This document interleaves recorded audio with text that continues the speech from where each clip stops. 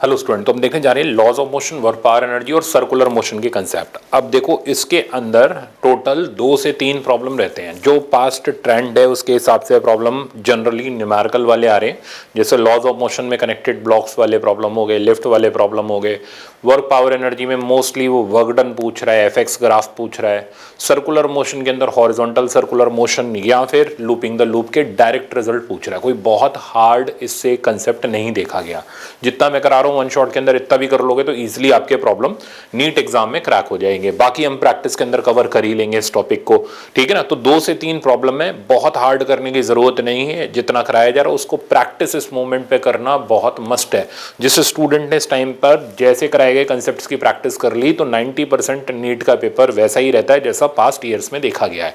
तो आप इजीली इसके प्रॉब्लम्स एग्जाम के अंदर करके आ जाओगे। तो बी कॉन्फिडेंट, ठीक है ना। और इसको हम लोग डिस्कस करते हैं पूरा का पूरा वन शॉट देखते हैं। तो स्टार्ट करते हैं आज का लेक्चर। तो अब आ जाते हैं लॉज ऑफ मोशन के कंसेप्ट पर। देखो लॉज ऑफ मोशन इंपॉर्टेंट है। इसके अंदर हमारे पुली वाले प्रॉब्लम हो गए, नो रिलेटिव स्लिपिंग वाले हो गए, इक्विलिब्रियम के प्रॉब्लम हो गए, इस तरीके के जनरली पूछे जाते हैं। सारे मैंने आपके लिए बना करके रखे हैं वही क्लासरूम वाले। चलो पहले बेसिक सीखते हैं। इनर्शिया से स्टार्ट कर। देखो इनर्शिया एक ऐसी प्रॉपर्टी होती है जिसकी वजह से बॉडी अगर रेस्ट में है तो रेस्ट में रहेगी, मोशन में है तो मोशन में रहेगी, अनटिल अनलेस कोई एक्सटर्नल फोर्स उसकी स्टेट चेंज कराने के लिए ना लगाई जाए। इनर्शिया ट्रांसफर होने में टाइम लगता है। अब जैसे ये बहुत कॉमन प्रॉब्लम है, मैंने इस बी को सडनली खींचा, तो अगर हम सडनली खींचेंगे तो जो ये मास है, ठीक है ना, ये मास क्या करेगा, स्टेट ऑफ रेस्ट में है तो ये आगे मोशन को ट्रांसफर नहीं होने देगा, क्योंकि ट्रांसफर करने के लिए हमें टाइम चाहिए और हम इसको सडनली खींच रहे हैं। तो सडनली इनर्शिया कभी ट्रांसफर नहीं होता, सडनली उसी जगह पर लगता है। तो सडनली खींचेंगे तो बी ब्रेक होगा, स्लोली खींचेंगे तो इनर्शिया ट्रांसफर होगा, तब ए ब्रेक होगा। तो ये इनर्शिया के ऊपर बड़े सारे कंसेप्चुअल रहते हैं, ठीक है ना, आप इजिली एनसीईआरटी में देख सकते हो। नेक्स्ट आप देख रहे हो ये वाटर जेट के प्रॉब्लम है, फॉर्मूला बेस्ड होते हैं। प्रॉब्लम मैंने रखा हुआ है, कहानी ये करी है कि हमें एक एफ टी ग्राफ दे रखा है। एफ टी ग्राफ का जो एरिया होता है, आप देखो फोर्स धीरे धीरे बढ़ रही है और फिर कम हो रही है, इसका जो एरिया होता है, ये बहुत काम का है, वर्क एनर्जी के अंदर इसको यूज करूंगा। ये एरिया इम्पल्स को बताता है या फिर हम बोल सकते हैं चेंज इन मोमेंटम को बताता है। तो कभी भी एफ टी ग्राफ दे रखा हो, कुछ भी फालतू का दिमाग मत लगाना, एरिया निकाल करके चेंज इन मोमेंटम निकाल लेना। आगे चल के आपसे वर्क डन पूछेगा, वर्क डन के बारे में अभी थोड़ी देर में जानकारी दे दूंगा। अब जैसे ये देखो, ये पाइप है, पाइप से पानी निकल रहा है, जाकर के दीवार से टकराया और स्प्लैश हो गया, मतलब जाकर के फाइनल वेलोसिटी 0 हो गई। सवाल पूछा जाता है कितना फोर्स पाइप ने, पानी ने वॉल के ऊपर एग्जर्ट किया। कंसेप्ट तो ये होता है, छोटा सा पैच ले लो, v वेलोसिटी से चल रहा है, फाइनल वेलोसिटी 0 हो गई, फोर्स निकालने के लिए delta p by delta t लगा लो। जैसे ही आप लगाओगे आपके पास ये जो रिजल्ट आ जाएगा delta m by delta t into v, इसको हम बोलते हैं rate of flow of mass, जिसको हम फ्लूइड मैकेनिक्स में रो ए वी से रिप्लेस करते हैं। तो फाइनल रिजल्ट आ जाता है rho A V square. Minus sign ये इंडिकेट कर रहा है कि ये फोर्स लग रही है पाइप के ऊपर, वॉल के ऊपर लगेगी इक्वल और अपोजिट, यानी कि हमारी राइट साइड की तरफ। समझ गया मेरी बात। तो यहां पर ये ध्यान रखना है कि पानी अगर स्प्लैश करके रेस्ट पर आ गया तो फोर्स है रो ए वी स्क्वायर, अगर ये सेम स्पीड से वापस आ गया तो 2 रो ए वी स्क्वायर, एंगल पर जाकर के टकराया तो इम्पल्स हो जाएगा रो ए वी कॉस थीटा, जहां पर थीटा हो जाएगा नॉर्मल डायरेक्शन से एंगल। तो ये हमारे बेसिक इम्पल्स के प्रॉब्लम हो गए। अब जैसे इसके अंदर अगर हम देखें तो हमारा ये पहला प्रॉब्लम है, ये कह रहा है water comes out of a pipe of cross sectional area 2 centimetre square with speed 3 metre per second. तो हमें दे रखा है कि पानी पाइप से बाहर आ रहा है, after striking a wall water jet splashes, यानी फाइनली स्पीड हो जाती है 0। Find the force exerted by jet on wall. तो straight forward formula based problem हो गया। रो ए वी स्क्वायर हमने इसके अंदर लगाया, डेंसिटी वाटर की हमें पता है 10 की power 3, area of cross section हमें क्वेश्चन में दे रखा है 2 सेंटीमीटर स्क्वायर, तो 2 इंटू 10 की पावर -4, स्पीड हमें पता ही है 3, तो आंसर आ गया 6 इंटू 10 की power -1 Newton, that means 0.6 Newton. तो आई होप बहुत ईजिली आप इसको कर सकते हो।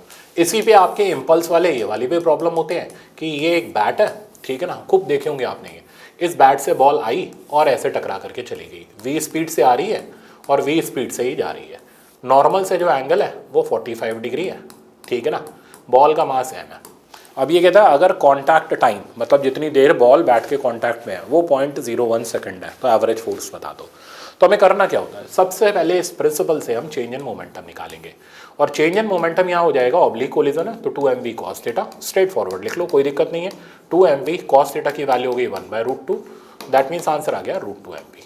अब अगर आपको एवरेज फोर्स निकालनी है तो फोर्स निकालने का तरीका हो गया delta P by delta T. Delta T आपको गिवन होगा, जो भी दे रखा हो टाइम 0.01, 0.1 आपने सब्स्टिट्यूट कर दिया, यहाँ से रिजल्ट आ गया √2mv divided by delta T, और ये हो गई इस बॉल के ऊपर लगने वाली एवरेज फोर्स या पैड के ऊपर लगने वाली एवरेज फोर्स। तो आई होप सिंपल तरीके से आप इसको समझ गए होंगे कैसे हम इस इम्पल्स के प्रॉब्लम को हैंडल कर सकते हैं। नेक्स्ट आ जाता है थिक रोप का कंसेप्ट, या ऐसे बोला जाए हॉरिजॉन्टल ब्लॉक मास सिस्टम का कंसेप्ट। थिक रोप मैंने कई बार पढ़ाई हुई है, वापस से एक बार रिवीजन कर लेते हैं। हमें ये पूरा एक सिस्टम दे रखा है, इस एंड पर एक फोर्स लगा रखी है एफ की। अब हमें किसी भी जगह पर वो टेंशन पूछेगा, वो हो सकता है यहाँ पूछे, हो सकता है यहाँ कहीं बीच में पूछे। हमारा मेथड क्या रहेगा, मैंने सबसे पहले बताया हुआ है टेंशन निकालने से पहले आप सबको सिस्टम में ले लो और एक्सेलरेशन निकालो।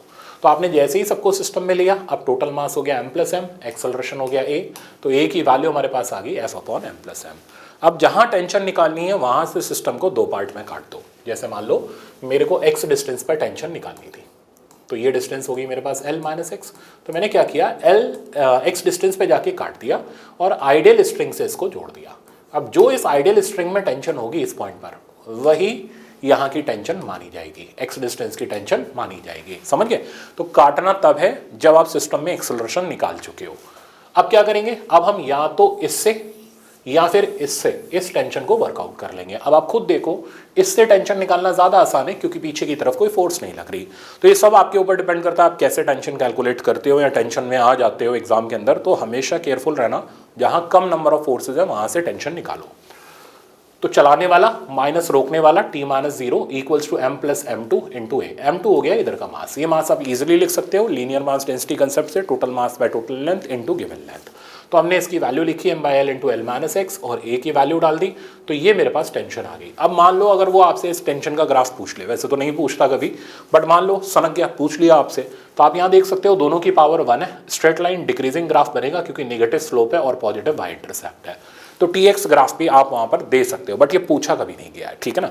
जैसे अगर हम देखें इस पर, तो एक एग्जाम्पल ले लेते हैं।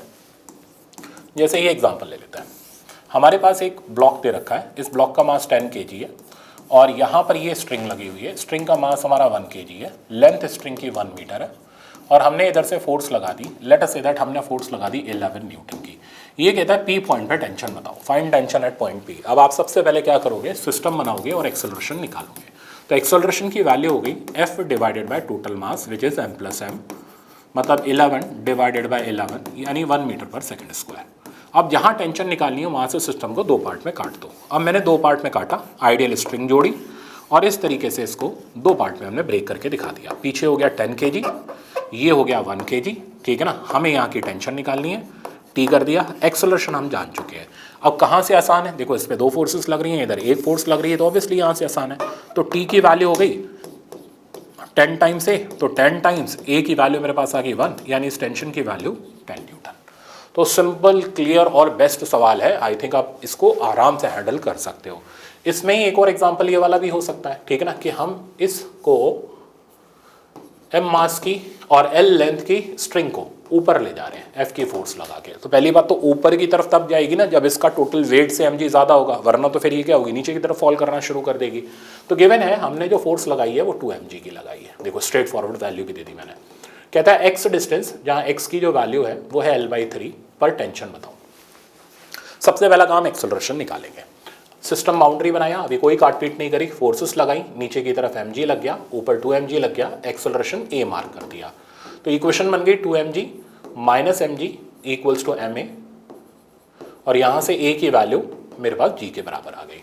अब जहाँ टेंशन निकालनी है वहाँ से कट लगाएंगे, तो यहाँ पर कट लगाते हैं, ठीक है ना, और दो ब्लॉक में इसको ब्रेक कर देते हैं आइडियल स्ट्रिंग जोड़ते हुए।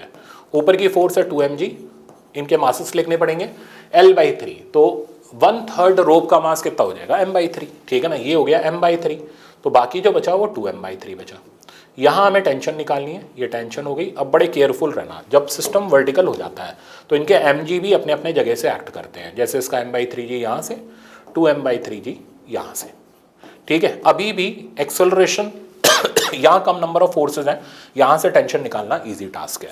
तो हम यहाँ से टेंशन वर्कआउट करते हैं, तो T minus 2mg/3 equals to 2ma, और a की वैल्यू हम g के बराबर डाल देंगे, तो T की वैल्यू आ जाएगी 2mg/3 प्लस 2mg। तो फाइनल रिजल्ट मेरे पास आ गया 3 2 6 2 8, यानी 8 mg/3। This is the value of tension eight l/3 distance from top. तो मेरे ख्याल से अब आप इसमें तो दिक्कत में नहीं आओगे, इतने सवाल मैंने आपको करा दिए। नेक्स्ट देखते हैं। नेक्स्ट आप देख रहे हो स्प्रिंग के ऊपर बेस्ड प्रॉब्लम। स्प्रिंग के ऊपर बेस्ड दो तरीके के प्रॉब्लम होते हैं, एक में स्प्रिंग इक्विलिब्रियम में होता है और एक में स्प्रिंग दो मासेस से अटैच्ड होता है। जैसे दोनों की पहचान क्या है, दोनों में इसमें हमें नहीं पता इनके एक्सेलरेशन सेम होंगे या डिफरेंट होंगे, तो हम डिफरेंट लेते हुए चलते हैं। हमें ये भी नहीं पता कि इसमें एलोंगेशन होगा या कंप्रेशन होगा, जो मर्जी चाहिए वो ले लो। मान लो मैंने एलोंगेशन ले लिया तो kx के फोर्सेस अंदर की तरफ लगेंगे। अब तुरंत आप सिस्टम बाउंड्री बनाओगे, ठीक है ना, हमेशा ध्यान रखना सिस्टम बाउंड्री बनाओगे। अब यहाँ इक्वेशन लिखने का तरीका क्या होगा, इक्वेशन लिखने का तरीका होगा sigma F equals to sigma M A. हम यहाँ पर ये नहीं लिख सकते कि एफ बराबर एम ए, क्योंकि सबके एक्सेलरेशन सेम नहीं है, अलग अलग है। अब सिग्मा एफ कैसे लिखेंगे, राइट साइड पॉजिटिव ले लिया तो सिग्मा एफ आ गया F1 प्लस F2, के एक्स कट जाएगा। अब सबके एम ए के सम, अब इसका एम ए का सम हो गया M2 A2, अगर ये राइट साइड पर है तो पॉजिटिव, लेफ्ट साइड पर है तो नेगेटिव, और M1 A1।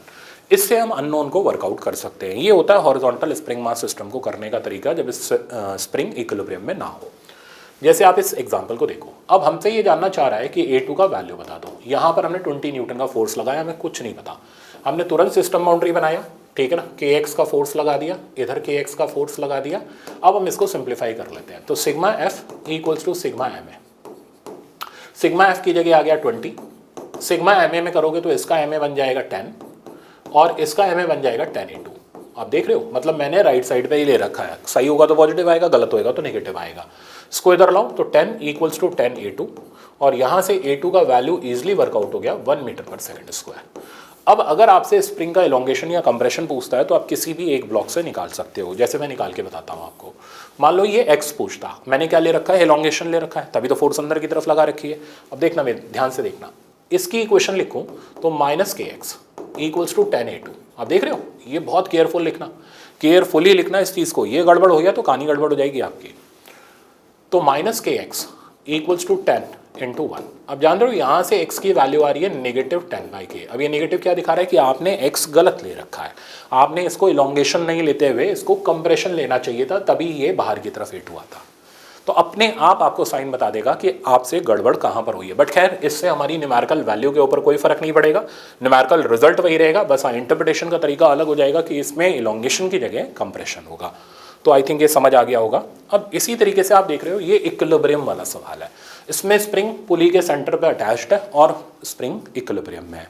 हमें रीडिंग ऑफ स्प्रिंग बैलेंस निकालना है। रीडिंग ऑफ स्प्रिंग बैलेंस के बारे में पहले बेसिक बता दूं, सीरीज में लगे हुए हों तो फोर्स सेम रहती है, रीडिंग सेम रहती है, पैरेलल में लगे हुए हों तो अलग अलग रहती है, ठीक है ना। अब कैसे निकालोगे, देखो ये पुली वाला प्रॉब्लम है, एक ज़्यादा एक भारी होगा एक हल्का होगा। फोर्सेस लगाई M1G M2G और इनके एक्सेलरेशन मार्क कर दिए, ठीक है ना। सबसे पहला काम होगा एक्सेलरेशन निकालना। सिस्टम बाउंड्री लिया, T से T कटा, चलाने वाला M1G minus M2G divided by M1 plus M2 equals to A। हमने A की वैल्यू निकाल ली है। अब हम T निकालेंगे किसी भी एक ब्लॉक से। अब देख रहे हो एग्जाम में अगर आप ये सॉल्व करने बैठोगे सड़े हुए प्रॉब्लम को तो भी टाइम ले लेगा, तो इसलिए जनरली स्टूडेंट्स को मैंने बोल रखा है यार ये सिंगल पुली वाला सवाल है ना, तो डायरेक्ट ही याद करके चलो।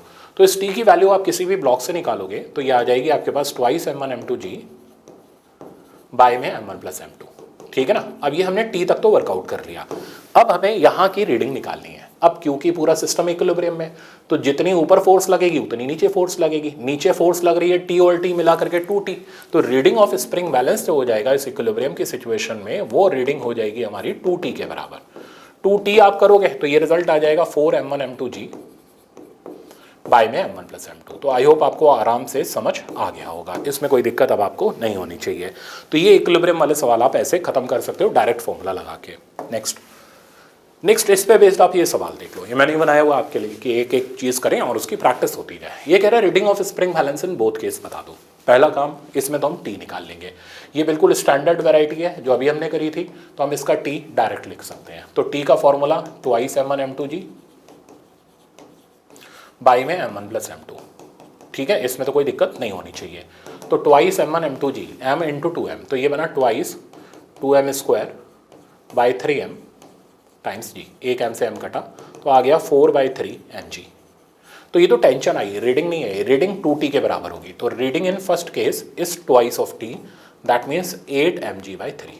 अगर ये रीडिंग आपको kg में देनी हो तो G हटा दो, आंसर आ जाएगा 8 m/3, ठीक है ना।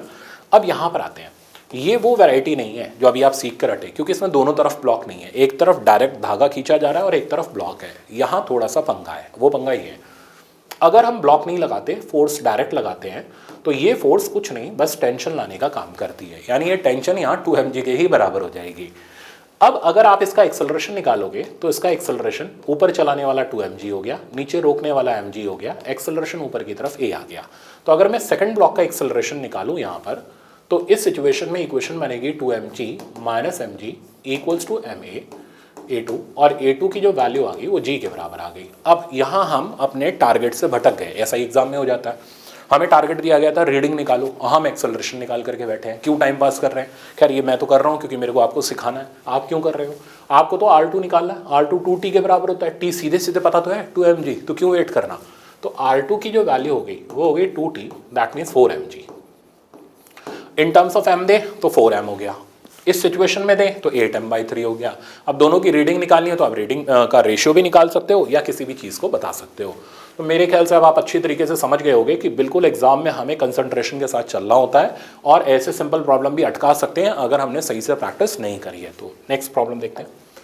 नेक्स्ट आप देख रहे हो सूडो फोर्स का कंसेप्ट, जिसमें पर्सन लिफ्ट के अंदर है। बहुत सिंपल है, लिफ्ट या तो रेस्ट पर है, या लिफ्ट ऊपर की तरफ एक्सेलरेट करते हुए जा रही है, ए अप है, या लिफ्ट डाउनवर्ड डायरेक्शन में एक्सेलरेट या रिटार्ड करते हुए जा रही है, ए डाउन है। तो अगर ए अप होगा, इस सिचुएशन में हम यहाँ पर जी फैक्टर लेते हुए चलते हैं। जैसे इस सिचुएशन में देखो, जब एक्सेलरेशन 0 है तो रीडिंग mg के बराबर हो जाएगी, ट्रू वेट के बराबर हो जाएगी।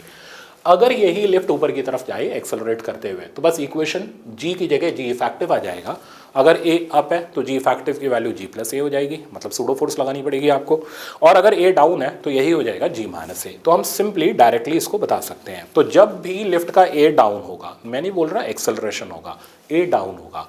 a डाउन दो सिचुएशन में हो सकता है, लिफ्ट नीचे जाए और एक्सेलरेट करे, लिफ्ट नीचे जाए, ठीक है ना, लिफ्ट जो है वो नीचे की तरफ रिटार्ड करते हुए जा, या ऐसे बोलो लिफ्ट ऊपर की तरफ जा रही है पर रिटार्ड करते हुए जा रही है, ऊपर जा रही है वेलोसिटी ऊपर हो गई, रिटार्ड यानी ए डाउन हो गया। तो दो सर्कमस्टेंसेस यहाँ पर बन सकते हैं, इसलिए सिंप्लीफिकेशन के साथ इसको इंटरप्रेट करने का तरीका है ए के डायरेक्शन से, ए अप तो जी अप, ए डाउन तो जी डाउन। इससे आप नॉर्मल रिएक्शन डायरेक्ट लिख सकते हो। तो इस सिचुएशन में वेट की वैल्यू कम हो जाएगी, इस सिचुएशन में वेट की वैल्यू बढ़ जाएगी, और अगर फ्री फॉल कर दिया जाए तो फिर ये वेट नापने लायक नहीं रहेगा, वेटलेसनेस की कंडीशन आ जाएगी, 0 आ जाएगा। अब यही चीज आप यहां पर देखो, एक लिफ्ट है, ग्राउंड फ्लोर से फर्स्ट फ्लोर जा रही है, और ये कंसेप्चुअल सवाल बनता है। तो बताओ इसमें रीडिंग पर क्या फर्क पड़ेगा? आप बुद्धि लगाओ, ग्राउंड से फर्स्ट जा रही है यानी वेलोसिटी ऊपर है, ये तो है नहीं कंटिन्यूस वेलोसिटी बढ़ती चली जाएगी, तो फिर फर्स्ट फ्लोर को भी तोड़ करके छत से पार हो जाएगी। ग्राउंड से चलिए फर्स्ट पे रुकेगी, तो पहले एक्सेलरेट होगी और फिर रिटार्ड होगी। तो पहले एक्सेलरेट हुई तो ए अप, तो नॉर्मल रिएक्शन बढ़ जाएगा, ठीक है ना। फिर रिटार्ड होगी तो ए डाउन यानी नॉर्मल रिएक्शन कम हो जाएगा। तो यहाँ से यहाँ जाते वक्त पहले रीडिंग बढ़ेगी और फिर रीडिंग कम होगी। अब सिमिलरली आप यहाँ से यहाँ लाते वक्त कर सकते हो। तो फर्स्ट फ्लोर से ग्राउंड फ्लोर आते वक्त क्या होगा, पहले एक्सेलरेट करेगी तो ए डाउन यानी पहले रीडिंग कम होगी, फिर रिटार्ड करेगी यानी ए अप होगा यानी फिर रीडिंग बढ़ जाएगी। तो आप इस पे कंसेप्चुअल प्रॉब्लम्स को सिंपल ए के डायरेक्शन से जवाब दे सकते हो। नेक्स्ट मैं आपको दिखाता हूँ, लिफ्ट पुली के अंदर ये एक एससीवी का कंसेप्ट है, जो मतलब बहुत फ्रीक्वेंटली पूछा जाता है, स्टूडेंट अटक जाता है, ठीक है ना। अब जैसे लिफ्ट के अंदर मैंने पुली लगा दी और रीडिंग पूछ ली, ठीक है ना, रीडिंग ही नहीं पूछी मैंने, यहाँ कई सारे सवाल पूछे। लिफ्ट के पास अपना एक्सेलरेशन है, ठीक है ना। अब सबसे पहला काम क्या होता है, आप इसके अंदर बैठ जाओ। एक्सेलरेटेड फ्रेम में बैठेंगे तो सूडो लगानी पड़ेगी। अब मैं बोल रहा हूँ सूडो भी मत लगाओ, ठीक है ना, आप जी इफेक्टिव कंसेप्ट से कर लो। तो ये जो ए रिलेटिव आ जाएगा ना, वो हो जाएगा चलाने वाला माइनस रोकने वाला बाय टोटल मास इनटू जी की जगह हमने g+a कर दिया। तो आप बिना सूडो लगाए जी इफेक्टिव कंसेप्ट से इसका ए रिलेटिव लिख सकते हो। अब आपने ए रिलेटिव लिखा, टेंशन का वही पुराना फॉर्मूला ट्वाइस m1 m2, जी की जगह जी इफेक्टिव आ गया divided by m1 + m2। Reading का वही पुराना फॉर्मूला 2t, और ये हमारा जी इफेक्टिव कंसेप्ट से एक बड़ा प्रॉब्लम सिंप्लीफाई हो गया। एक जगह पर पंगे आते हैं, वो पंगे ये होते हैं कि हमने ए रिलेटिव तो निकाला यानी विद रिस्पेक्ट टू लिफ्ट निकाला, अब वो क्या ग्राउंड से एक्सेलरेशन बताओ इन ब्लॉक्स का। अब ग्राउंड से देखोगे तो इन दोनों का रिजल्टेंट होगा, तो दोनों के डायरेक्शन अलग अलग हैं, तो साइन के साथ हमें लेना पड़ेगा। तो ए माइनस ए रिलेटिव, इसका देखोगे तो ए प्लस ए रिलेटिव हो जाएगा। तो इस पे मैंने न्यूमेरिकल रखा है ताकि आप परफेक्ट हो जाओ। जैसे ये रहा आपके सामने न्यूमेरिकल। अब ये कह रहा है 3 और 6 kg का ब्लॉक है, ये यहाँ पर स्प्रिंग बैलेंस लगा हुआ है, ये ऊपर की तरफ 2 है, हमें इसमें ए रिलेटिव बता दो। देखो क्वेश्चन, ए रिलेटिव बता दो, टेंशन भी बता दो, acceleration of block with respect to ground भी बता दो, रीडिंग भी बता दो, सब कुछ ही बता दो। सबसे पहला काम, अंदर बैठ जाते हैं। अंदर बैठ करके पता चला ये ऊपर की तरफ जाएगा, ये ए रिलेटिव हो गया, ये नीचे की तरफ जाएगा। हमारा सबसे पहला काम होगा ए रिलेटिव लिखना। ए रिलेटिव की वैल्यू होगी चलाने वाला, तो 6 - 3 बाई 6 + 3 टाइम्स जी फैक्टिव। जी फैक्टिव हो गया जी प्लस ए। क्यों जी प्लस ए? क्योंकि ए अप है, तो ये बन गया 12। तो 3/9 × 12, तो रिजल्ट आ गया 4 मीटर/सेकंड²। तो ये ए रिलेटिव मिला। यानी लिफ्ट से बैठ करके देखें तो ये ऊपर 4 से जाएगा, ये नीचे 4 से आएगा। आगे पहली चीज हमने बहुत इजीली अटेम्प्ट कर ली। अब टेंशन निकालनी है। टेंशन का फॉर्मूला हमने लगाया 2 m1 m2 by m1 + m2 into जी फैक्टिव यानी जी प्लस ए। वैल्यू डाल देते हैं, तो 2 m1 m2 3 × 6 बाई 9 इंटू जी फैक्टिव हो गया 12। ठीक है ना। आई थिंक अब आपको बहुत इजीली समझ आ रहा होगा। 3 3 × 9, 3 2 × 6, तो रिजल्ट आ गया 48 न्यूटन। तो आपको रीडिंग जो मिल रही है, आपको जो टेंशन मिल रही है दैट इज 48 न्यूटन। अब अगर आपको रीडिंग निकालनी है तो रीडिंग हो जाएगी 2t के बराबर। ठीक है ना। तो रीडिंग होगी हमारी 2t के बराबर 48 यानी 96 न्यूटन। केजी में देना है तो जी से डिवाइड कर दो, 9.6 kg reading of spring balance होगी। लास्ट, अब आपको एक्सेलरेशन निकालना है, तो 6 kg का एक्सेलरेशन हो गया। ठीक है ना। ये sign positive, plus A minus A relative. I hope समझ गए होंगे। प्लस A2, ए रिलेटिव की वैल्यू हमने ऊपर वर्कआउट करी हुई है 4, आंसर आ गया -2। यानी ये दिखा रहा है कि ग्राउंड से देखने पर 6 kg ब्लॉक नीचे की तरफ जाएगा। ठीक है ना। अब अगर हम 3 kg ब्लॉक को वर्कआउट करें तो एक्सेलरेशन ऑफ 3 kg ब्लॉक ये हमारे पास आ जाएगा with respect to ground A + A relative. तो ये रिजल्ट मेरे पास आ जाएगा 6 मीटर/सेकंड²। तो मेरे ख्याल से अब मैंने आपको एक बड़े से प्रॉब्लम को सिर्फ 4 लाइन में करना सिखा दिया। आप एग्जाम में कर सकते हो उसको। नेक्स्ट देखते हैं मंकी प्रॉब्लम। मंकी तो अपना फेवरेट ही है। ठीक है ना, बचपन से चला आ रहा है। तो मंकी क्या करता है, मंकी रस्सी को खींचता है तो रस्सी और मंकी के बीच में स्टैटिक फ्रिक्शन लगता है, वही टेंशन डेवलप करता है। जितना तेजी से खींचेगा टेंशन उतनी ज़्यादा होगी। अब अगर रस्सी पतली हो गई तो टूट सकती है, तो ब्रेकिंग टेंशन तक ही वो उसको खींच सकता है। उससे ज़्यादा खींचा तो रोप ब्रेक कर जाएगी। तो अगर मंकी को मैक्सिमम एक्सेलरेशन से जाना है तो फोर्स भी मैक्सिमम लगानी पड़ेगी, और वो मैक्सिमम फोर्स ब्रेकिंग टेंशन से ज़्यादा नहीं हो सकती। तो अब अगर आप मैक्सिमम निकालना चाहते हो, एक्सेलरेशन निकालना चाहते हो मैक्सिमम, तो इक्वेशन बन जाएगी T breaking minus mg = ma, और इक्वेशन वही आ रही है m × g + a, वही जी इफेक्टिव टेक्निक। तो अगर a अप है तो टेंशन भी बढ़ जाएगी यानी g + a हो जाएगी। वही अगर ये मंकी नीचे की तरफ जाता तो g - a हो जाती। सिंपल फंडा है। तो जब जब मंकी की टेंशन ब्रेकिंग के बराबर होगी उसका एक्सेलरेशन मैक्सिमम होगा और वो जल्दी से जल्दी स्ट्रिंग को क्रॉस कर जाएगा। अब अगर आपको टाइम निकालना है तो ut + ½ at² में ut वाला पार्ट हमने 0 डाला और टाइम की वैल्यू कैलकुलेट कर ली। तो इससे आप मंकी के रोप क्रॉस करने का टाइम निकाल सकते हो। नेक्स्ट मैं दिखाता हूँ आपको। ये रहा इस पे बेस्ड प्रॉब्लम। अब हम इसको सक्सेसफुली अटेम्प्ट कर लेते हैं और देखते हैं क्या रिजल्ट आता है। कह रहा है as shown in diagram, monkey of mass 20 kg hangs below the rope of length 2 metre. Breaking tension 220 दे रखी है। Find maximum acceleration. तो बहुत सिंपल है, एक्सेलरेशन मैक्सिमम तब होगा जब टेंशन मैक्सिमम होगी यानी ब्रेकिंग होगी। 220 फटाफट से आपने ये किया, नीचे mg लगा विच इज 200। ठीक है, इक्वेशन बना ली 220 - 200 = 20 × a max। ठीक है, तो इधर बचा हमारे पास 20, तो a max की जो वैल्यू आ गई वो आ गई 1, यानी मंकी का मैक्सिमम एक्सेलरेशन 1 से ज़्यादा नहीं हो सकता। हो गया तो रस्सी टूट जाएगी। नेक्स्ट कह रहा है minimum time taken to climb the rope. अब वो टाइम पूछना चाह रहा है तो टाइम हम डायरेक्ट निकाल देते हैं, t = √2l/a max। ठीक है ना। तो 2l/a max करेंगे तो रिजल्ट हमारे पास आ जाएगा 2, l की वैल्यू इज स्टिल 2, 1, आंसर आ गया 2 सेकंड। तो 2 सेकंड में ये मंकी रस्सी चढ़ के ऊपर भाग जाएगा। तो आप इस तरीके के प्रॉब्लम को ईजिली कर सकते हो। एक और मंकी की वैरायटी होती है जो आप एग्जाम में खूब देखते हो, वो भी मैं यहाँ पर बता दे रहा हूँ। ठीक है ना। तो जैसे ये मंकी है, ये ऊपर जा रहा है A1 से, एक और मंकी लगा देते हैं इधर। ठीक है, ये भाई साहब नीचे जा रहे हैं A2 से, एक और लगा देते हैं। ठीक है ना। ये मंकी जो है ये कांस्टेंट वेलोसिटी से चल रहा है। अब टोटल टेंशन पूछता है, तो टोटल टेंशन क्या होगी, टोटल खिंचावट क्या होगी जो तीनों की वजह से डेवलप होगी। तो पहले T1 निकालो, तो T1 की वैल्यू हो जाएगी m1 g + a1। समझ गए हो गया। T2 निकालो, m2 g - a2। ठीक है ना। T3 लिखो, T3 हो गया m3, एक्सेलरेशन तो इसका 0 है। ठीक है ना। तो मैं इसको m3 × g लिख लेता हूँ। अब टोटल टेंशन कितनी होगी, सबका सम T1 + T2 + T3। तो इस तरीके से करके आप प्रॉब्लम का आंसर दे सकते हो। ये भी बहुत कॉमन प्रॉब्लम है, खूब टेस्ट में पूछा जाता है। नेक्स्ट दिखाता हूँ। नो रिलेटिव स्लिपिंग, ये तो अपना पेटेंटेड है। हमने क्या कर रखा है, हमारे पास एक इंक्लाइन प्लेन है, ब्लॉक उस पर रखने पर नीचे स्लाइड कर रहा है, स्मूथ इंक्लाइन प्लेन है, ध्यान रखना, देखो आपके सामने स्लाइड कर रहा है। अब इसको इतनी जोर से धक्का देते हैं, ठीक है ना, कि इस पर लगने वाला सूडो फोर्स इसको स्लाइड नहीं करने देता। तो कहता है बताओ कितने एक्सेलरेशन से इसको पुश करें कि ये स्लाइड ना करें। कंसेप्ट वाइज देखें तो बहुत लेंथी होता है। पहले सिस्टम बनाया, इक्वेशन लिखी F बराबर m+ma, फिर इसके ऊपर बैठ जाते हैं, सूडो लगाते हैं, फोर्सेस बैलेंस करते हैं, वहाँ से एक ही वैल्यू आती है g tan थीटा, डायरेक्ट याद रखते हैं। तो ये जो एक्सेलरेशन होना चाहिए सच दैट इसकी कोई रिलेटिव स्लिपिंग नहीं हो, इस एक्सेलरेशन की वैल्यू होनी चाहिए g tan theta. Straight forward trick है, ध्यान रखना।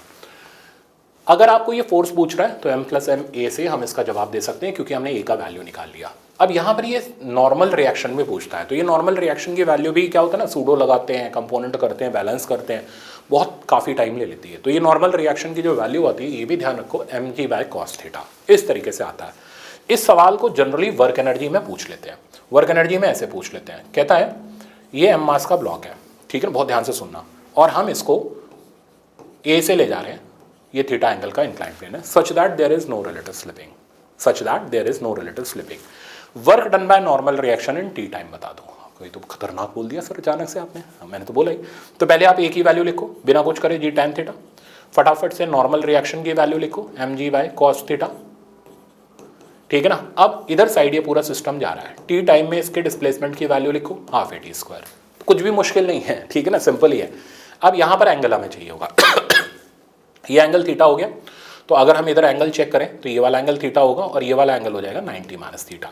तो work done by normal reaction in T time हो जाएगा Fs cos थीटा, हम वो फॉर्मूला लगाने जा रहे हैं, तो Ns cos 90 - थीटा, ठीक है ना। ये भी बहुत इंपॉर्टेंट है, mg/cos थीटा, डिस्प्लेसमेंट की जगह आ गया ½ और cos 90 - थीटा हो गया हमारा sin थीटा। तो ये हमारे पास वर्क डन की वैल्यू आ गई bye normal reaction in time t।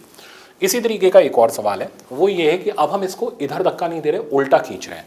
तो क्या होगा, जब आप इस हाथ को इधर खींच दोगे तो ये कांटेक्ट छूट जाएगा। तो कहते हैं बताओ ये एक्सेलरेशन कितना हो कि ये फ्री फॉल करे। तो इसका रिजल्ट भी डायरेक्ट ध्यान रखना है, a की वैल्यू जब g/tan थीटा होगी तो ये फ्री फॉल करेगा, और a की वैल्यू g tan थीटा होगी तो ये चिपक के चलेगा। ये दोनों रिजल्ट मोस्ट इंपॉर्टेंट रिजल्ट है, ध्यान रखना है, स्ट्रेट फॉरवर्ड प्रॉब्लम आता है। नेक्स्ट दिखाता हूँ। अब इसी में हमारे पास ये 3 ब्लॉक का प्रॉब्लम है। अब ये कहता है बताओ वही सेम कहानी, a की वैल्यू बताओ such that there is no relative slipping. अब हमने पढ़ रखा है a = g tan थीटा। अब इसमें मैंने ट्रिक बना दी है। ट्रिक ये है कि आप इसमें नहीं सॉल्व नहीं करो, अगर आप बैठ करके सॉल्व करोगे तो इतने में तो आप एग्जाम में बैठे रह जाओगे।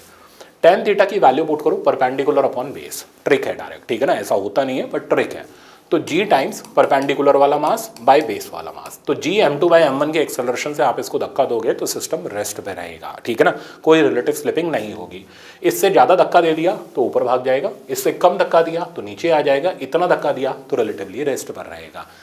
f पूछी जाए तो m+m1+m2 × a करके आप आंसर दे सकते हो। ये हो गया नो रिलेटिव स्लिपिंग का कंसेप्ट। अब जैसे सवाल दिखाता हूँ, स्ट्रेट फॉरवर्ड, ठीक है ना, बिना कुछ करे डायरेक्ट आंसर। क्या कह रहा है पढ़ो, ये कह रहा है block is placed on a smooth wedge of inclination theta with the horizontal, what minimum acceleration should be given to the wedge in horizontal direction so that block starts moving up, ये ऊपर की तरफ जाए। अगर हम a की value g tan theta रखें तो कोई रिलेटिव स्लिपिंग नहीं होगी, और इससे कम रखें तो नीचे स्लिप करेगा, इससे ज़्यादा करें तो ऊपर स्लिप करेगा।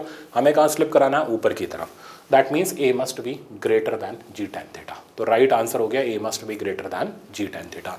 ऐसे डायरेक्ट खत्म होते हैं ये प्रॉब्लम, ठीक है ना, पर वो खत्म तब होते हैं जब आपको पता हो, रिवीजन अच्छा हो।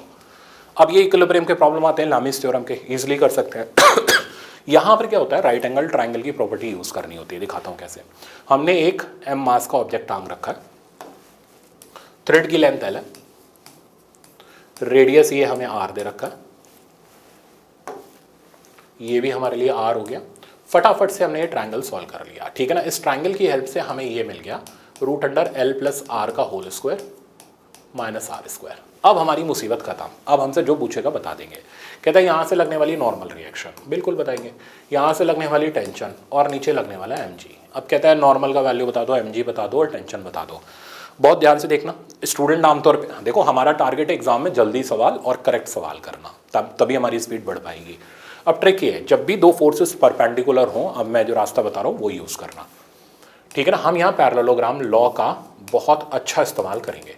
आपने तुरंत क्या किया, पैरेललोग्राम बनाया और ये डायगोनल दिखाया जिस पे हमने इधर टेंशन दिखा दी, समझ गया।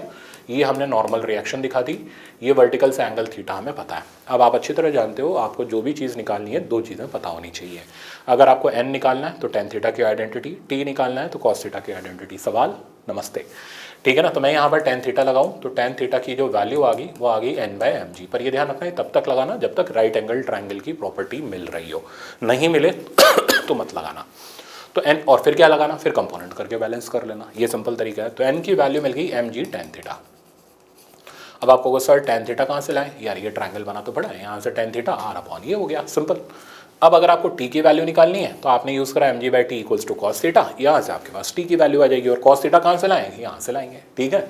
तो ये जो स्फेरिकल बॉल वाला प्रॉब्लम है आई थिंक अब आप ये ईजिली हैंडल कर सकते हो, ठीक है। अब ये सवाल देखो, इसमें क्या कर रखा है कि हमने, बहुत ही कॉमन प्रॉब्लम है, मैंने इसको जानबूझ के इसलिए लिया है क्योंकि यहाँ राइट एंगल की प्रॉपर्टी बन रही है। ये 30, ये 60, ये 90। अब ये तीनों टेंशन पूछता है और स्टूडेंट बेचारा क्या करता है, लग गया, खाली है ना घर से। हमें पता है T3 mg के बराबर होगा अगर सिस्टम इक्विलिब्रियम में।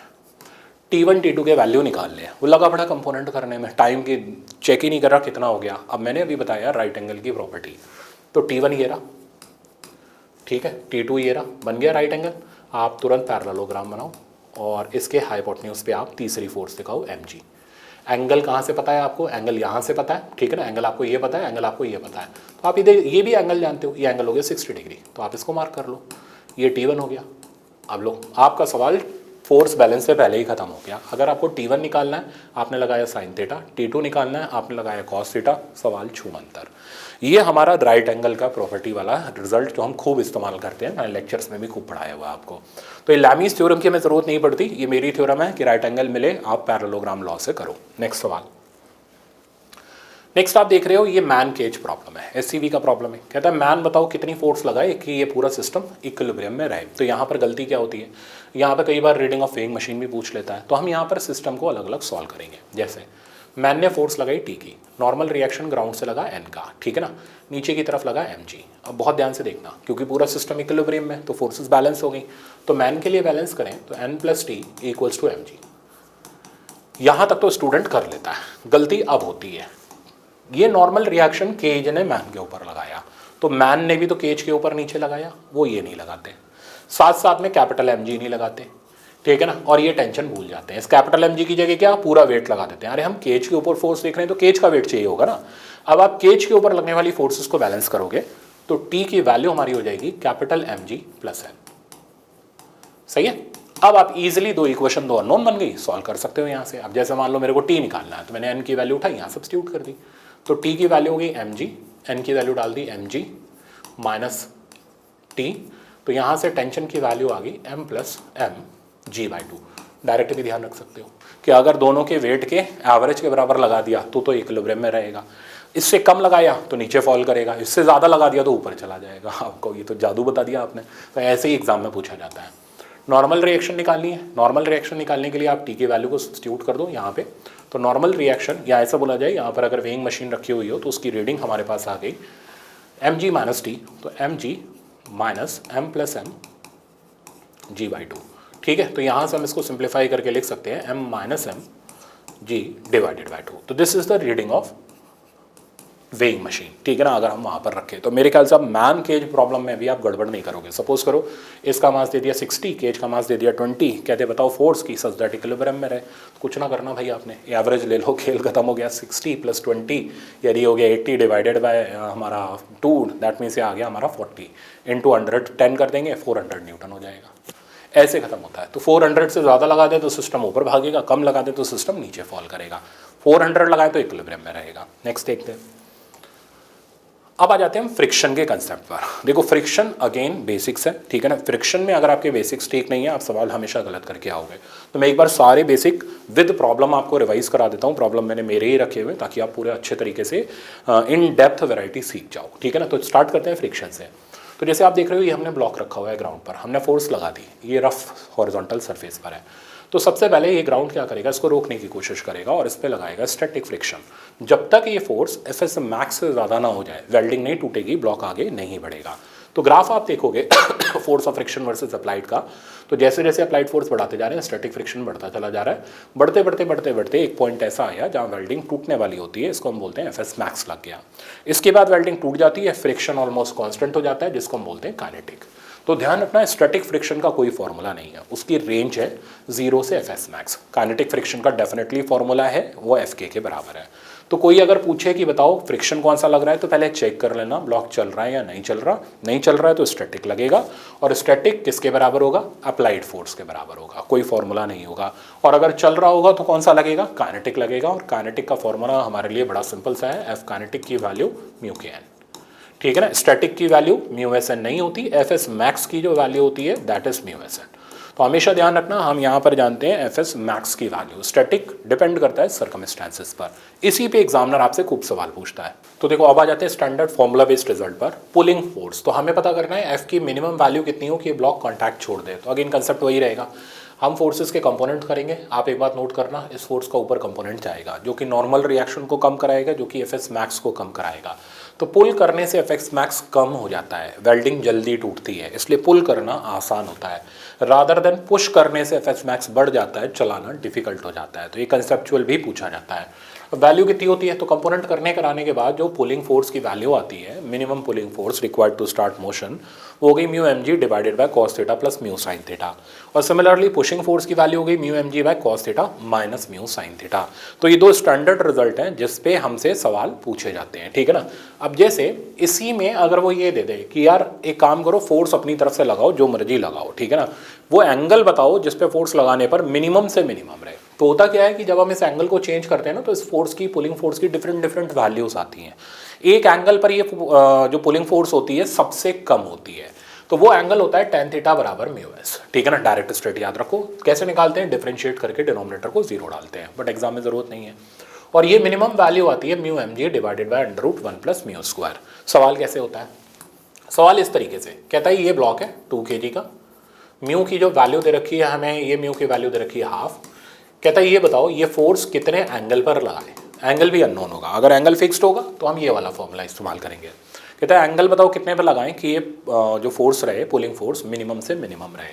तो एंगल तो सीधे सीधे मिल गया, tan theta equals to half, कुछ नहीं करना।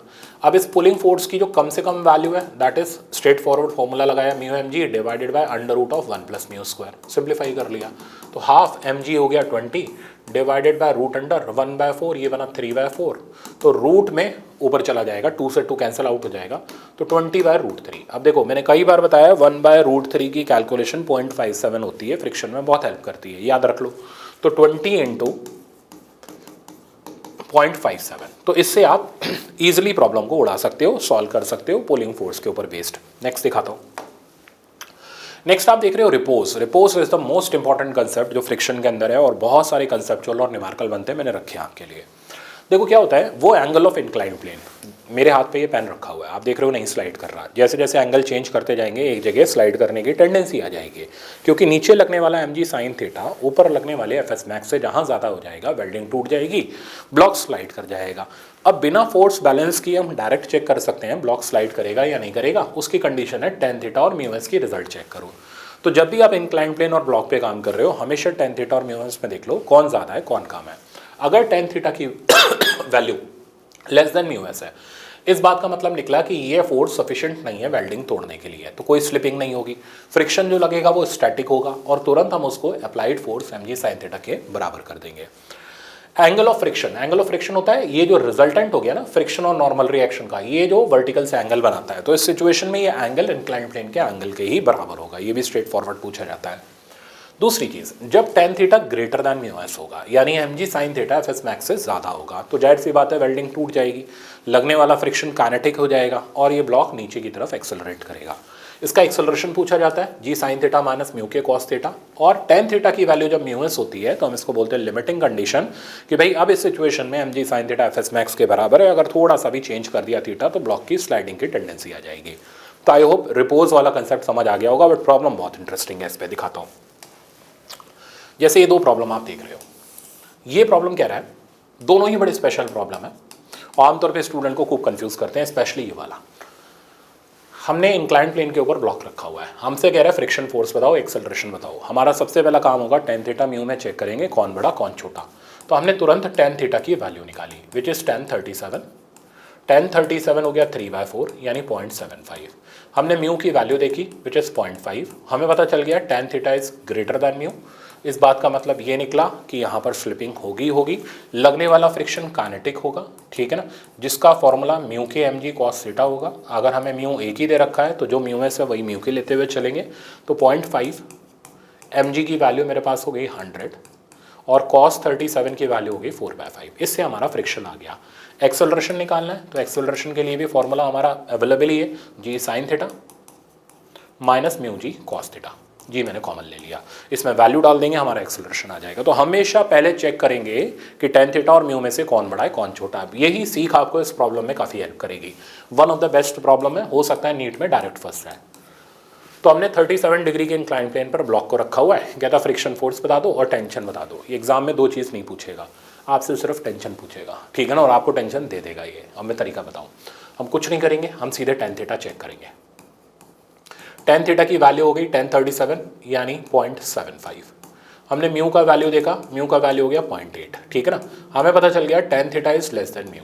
यहाँ से साफ पता चल रहा है कि यहाँ की वेल्डिंग नहीं टूटेगी क्योंकि फ्रिक्शन अभी मैक्स नहीं हुआ होगा। अगर वेल्डिंग ही नहीं टूटेगी तो धागा खिंचेगा ही नहीं, जब धागा खिंचेगा ही नहीं तो टेंशन जीरो हो जाएगी, यानी इस सिचुएशन में टेंशन की वैल्यू जीरो आ गई। ऐसे सवाल किया जाता है। लगने वाला फ्रिक्शन कौन सा हो गया, स्टैटिक हो गया, और इस स्टैटिक की वैल्यू किसके बराबर हो गई, अप्लाइड के बराबर हो गई। अप्लाइड कौन है, mg साइन थीटा। समझ गया।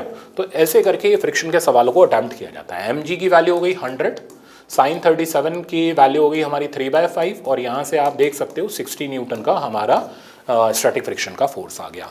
तो one of the best problem था जो कि रिपोज के ऊपर था, छोटा था पर बड़ा खोटा था, ठीक है ना, एग्जाम में आपको रुला सकता है। नेक्स्ट दिखाता हूँ। नेक्स्ट इसमें फॉर्मूला बेस्ड कंसेप्ट बनता है पुलिंग और पुशिंग फोर्स का। अब यहाँ पे मैं बताऊँ, पहली चीज़ टेन थीटा म्यू से बड़ा है तो आपको पता है ब्लॉक रखने पर चलेगा ही चलेगा।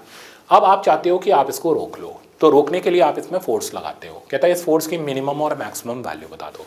मिनिमम इसे नीचे जाने से रोकेगी और मैक्सिमम इसे ऊपर ले जाने की कोशिश करेगी। तो इस फोर्स की कोई एक वैल्यू नहीं होती, मिनिमम मैक्सिमम वैल्यू होती है।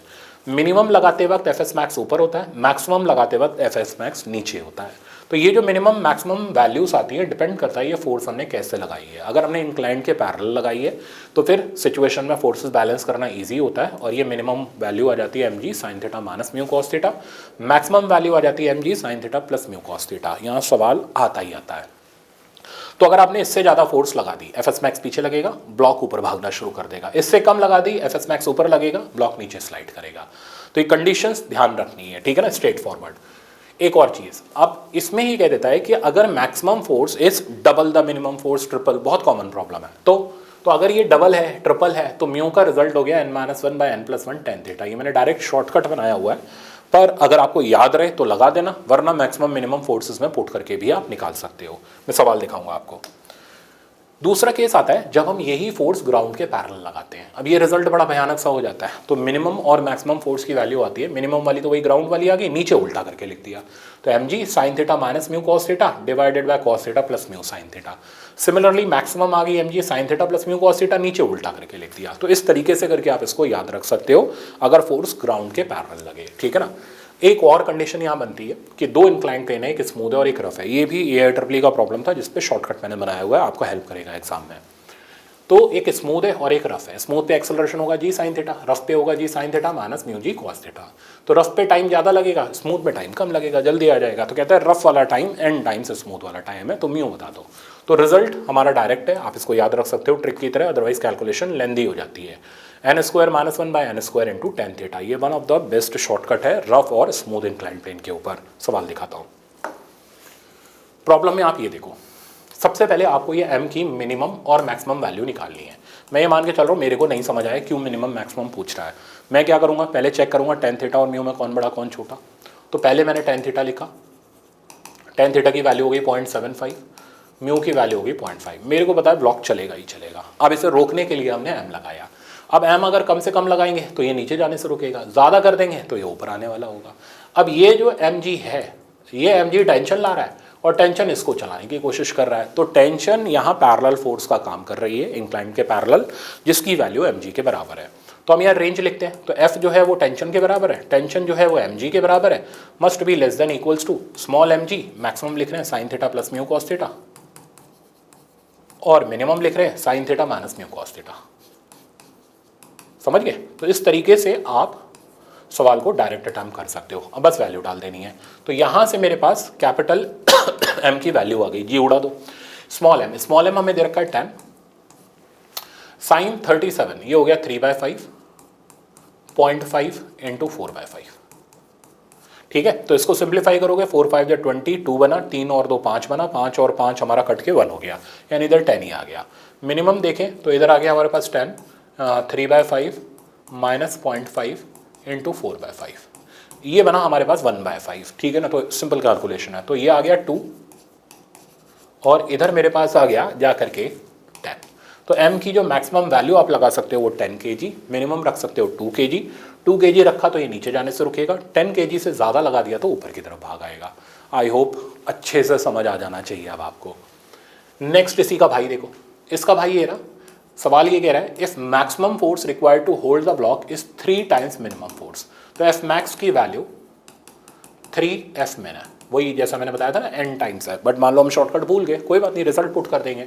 तो एफ मैक्स हो गया, हमने पहले देखना फोर्स पैरेलल टू ग्राउंड है या इंक्लाइंड है, तो इंक्लाइंड है। तो एफ मैक्स की वैल्यू हो गई mg sine theta plus mu cos theta equals to 3 times mg sine theta minus mu cos theta. आप देख रहे हो यहाँ पर बस खाली कैलकुलेशन में हमें टाइम लगेगा, बट अगर भूल गए तो कोई और इलाज नहीं है, करना ही पड़ेगा, हमारे पास ऑप्शन नहीं है। ये यहाँ से कैंसिल हो गया।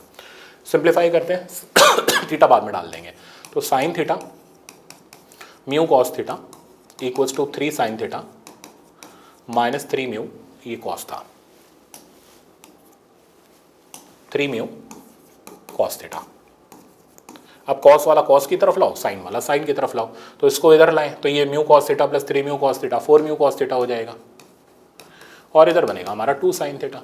तो टैन थीटा की जो वैल्यू मेरे पास आ गई, टैन थीटा की वैल्यू आ गई 2 म्यू। That's it.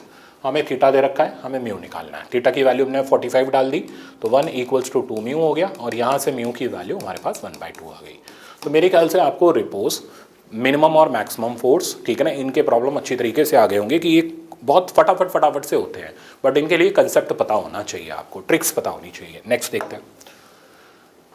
अब ये सवाल देखो, ये कह रहा है time taken by body to slide down rough incline plane is twice the time taken to slide down on smooth.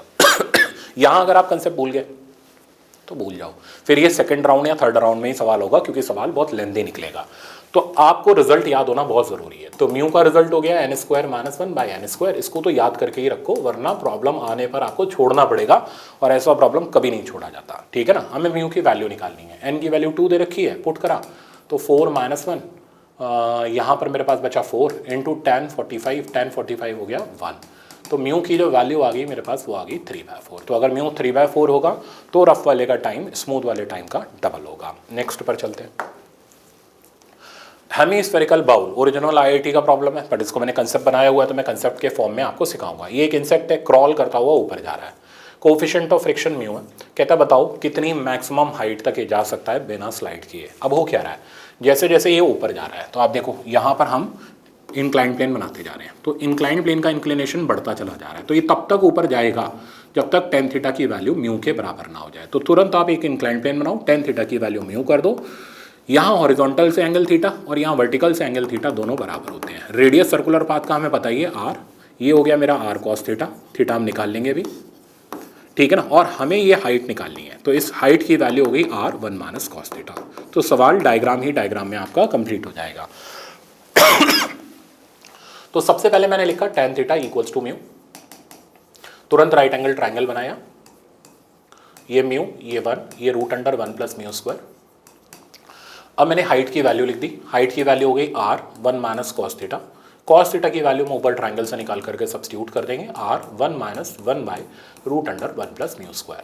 तो ईजिली एक्सेसिबल प्रॉब्लम है, आराम से कर सकते हो आप, चाहे आईआईटी का हो चाहे कहीं का भी हो, बट आपके में आ जाता है इसलिए मैंने इसको रख दिया।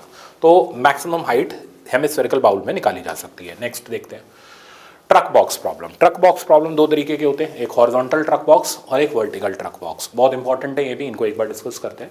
तो एक ट्रक है, 80 के एक्सेलरेशन से जा रहा है, हमने इसके ऊपर बॉक्स रख दिया। अब हमें पता करना है ये स्लाइड करेगा या नहीं करेगा। कंसेप्ट होता है ट्रक के ऊपर बैठ जाओ, बैठते ही सूडो लगेगी, ये सूडो क्या करेगी, इसको चलाने की कोशिश करेगी।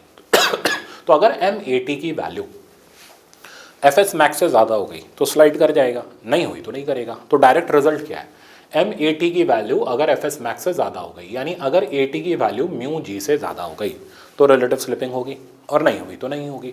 तो हम हमेशा देखेंगे कि 80 कितना है और म्यू एस जी कितना है, फिर कंपेयर करेंगे कौन ज़्यादा है कौन कम है। अगर 80 की वैल्यू म्यू एस जी से ज़्यादा निकली तो स्लाइड कर जाएगा, तुरंत रिलेटिव एक्सेलरेशन निकालेंगे और वो रिलेटिव एक्सेलरेशन हो जाएगा 80 माइनस म्यू के जी, क्योंकि फ्रिक्शन काइनेटिक हो जाएगा।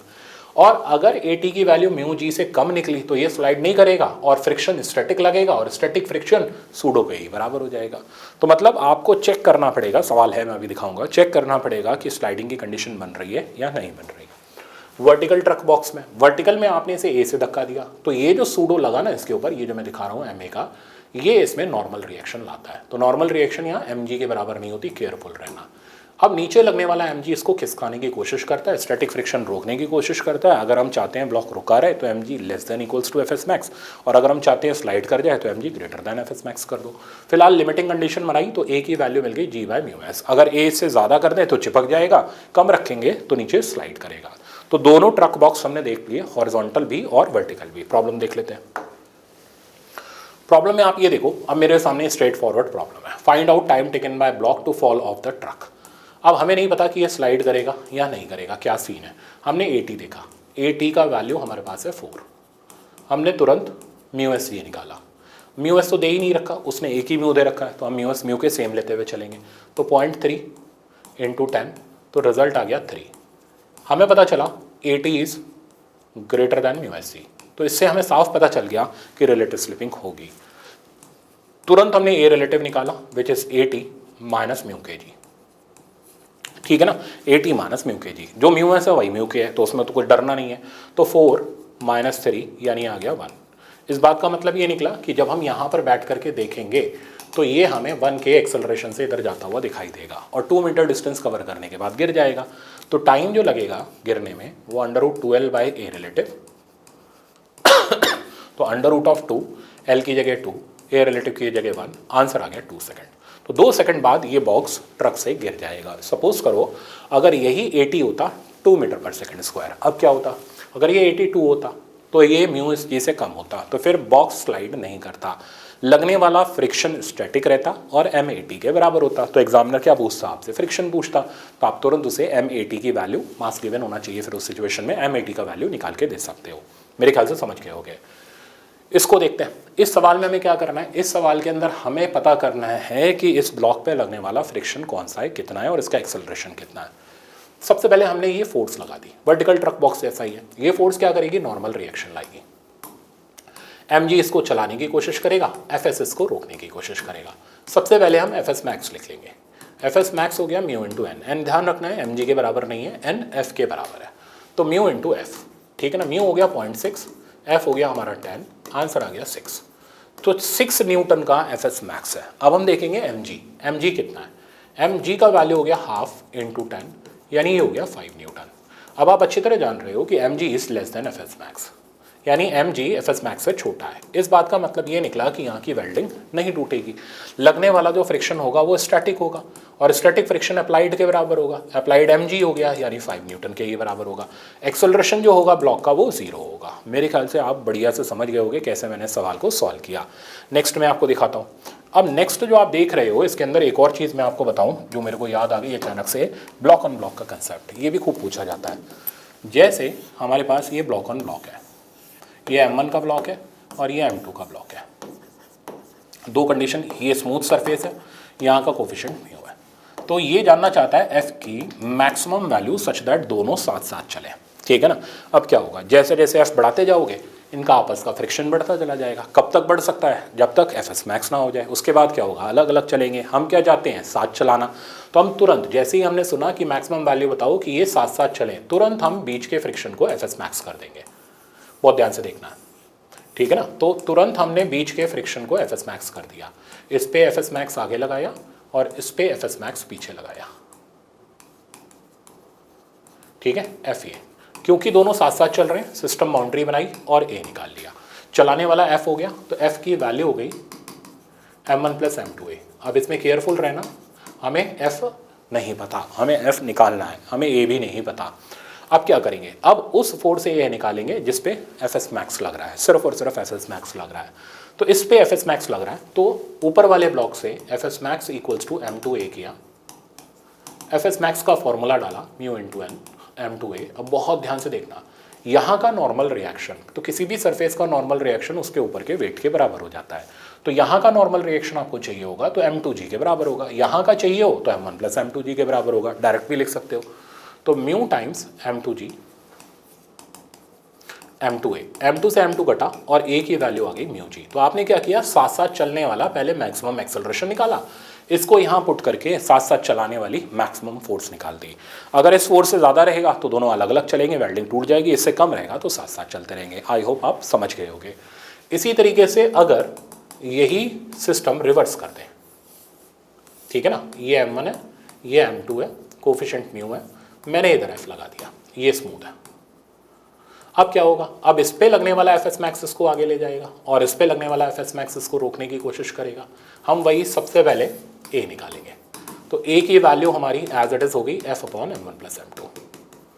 अब हम ए उससे निकालेंगे जिस पे एफ एस मैक्स लग रहा है, एफ एस मैक्स नीचे वाले पे लग रहा है, तो एफ एस मैक्स की वैल्यू हो गई, ध्यान से देखना है अब आपको, m1 इंटू ए। एफ एस मैक्स का फॉर्मूला डाला म्यू एन m1a, एन यहाँ का नॉर्मल रिएक्शन है, m2 के बराबर होगा, m2g के बराबर होगा, इक्वल्स टू m1a। यहाँ से आप देखो a की वैल्यू मिल गई mu times m2 by m1 into G. Mu आ गया, सॉरी a आ गया, a को पुट कर दिया, f की वैल्यू आ गई। तो आई थिंक अब आप दोनों तरीके के ब्लॉक ऑन ब्लॉक कर सकते हो, चाहे ऊपर फोर्स लगाई जाए चाहे नीचे फोर्स लगाई जाए, साथ साथ चलाते रहने के लिए हमें एफ को मैक्स करना पड़ता है। दैट्स इट, ये सिंपल कंसेप्ट होता है। नेक्स्ट आ जाते हैं।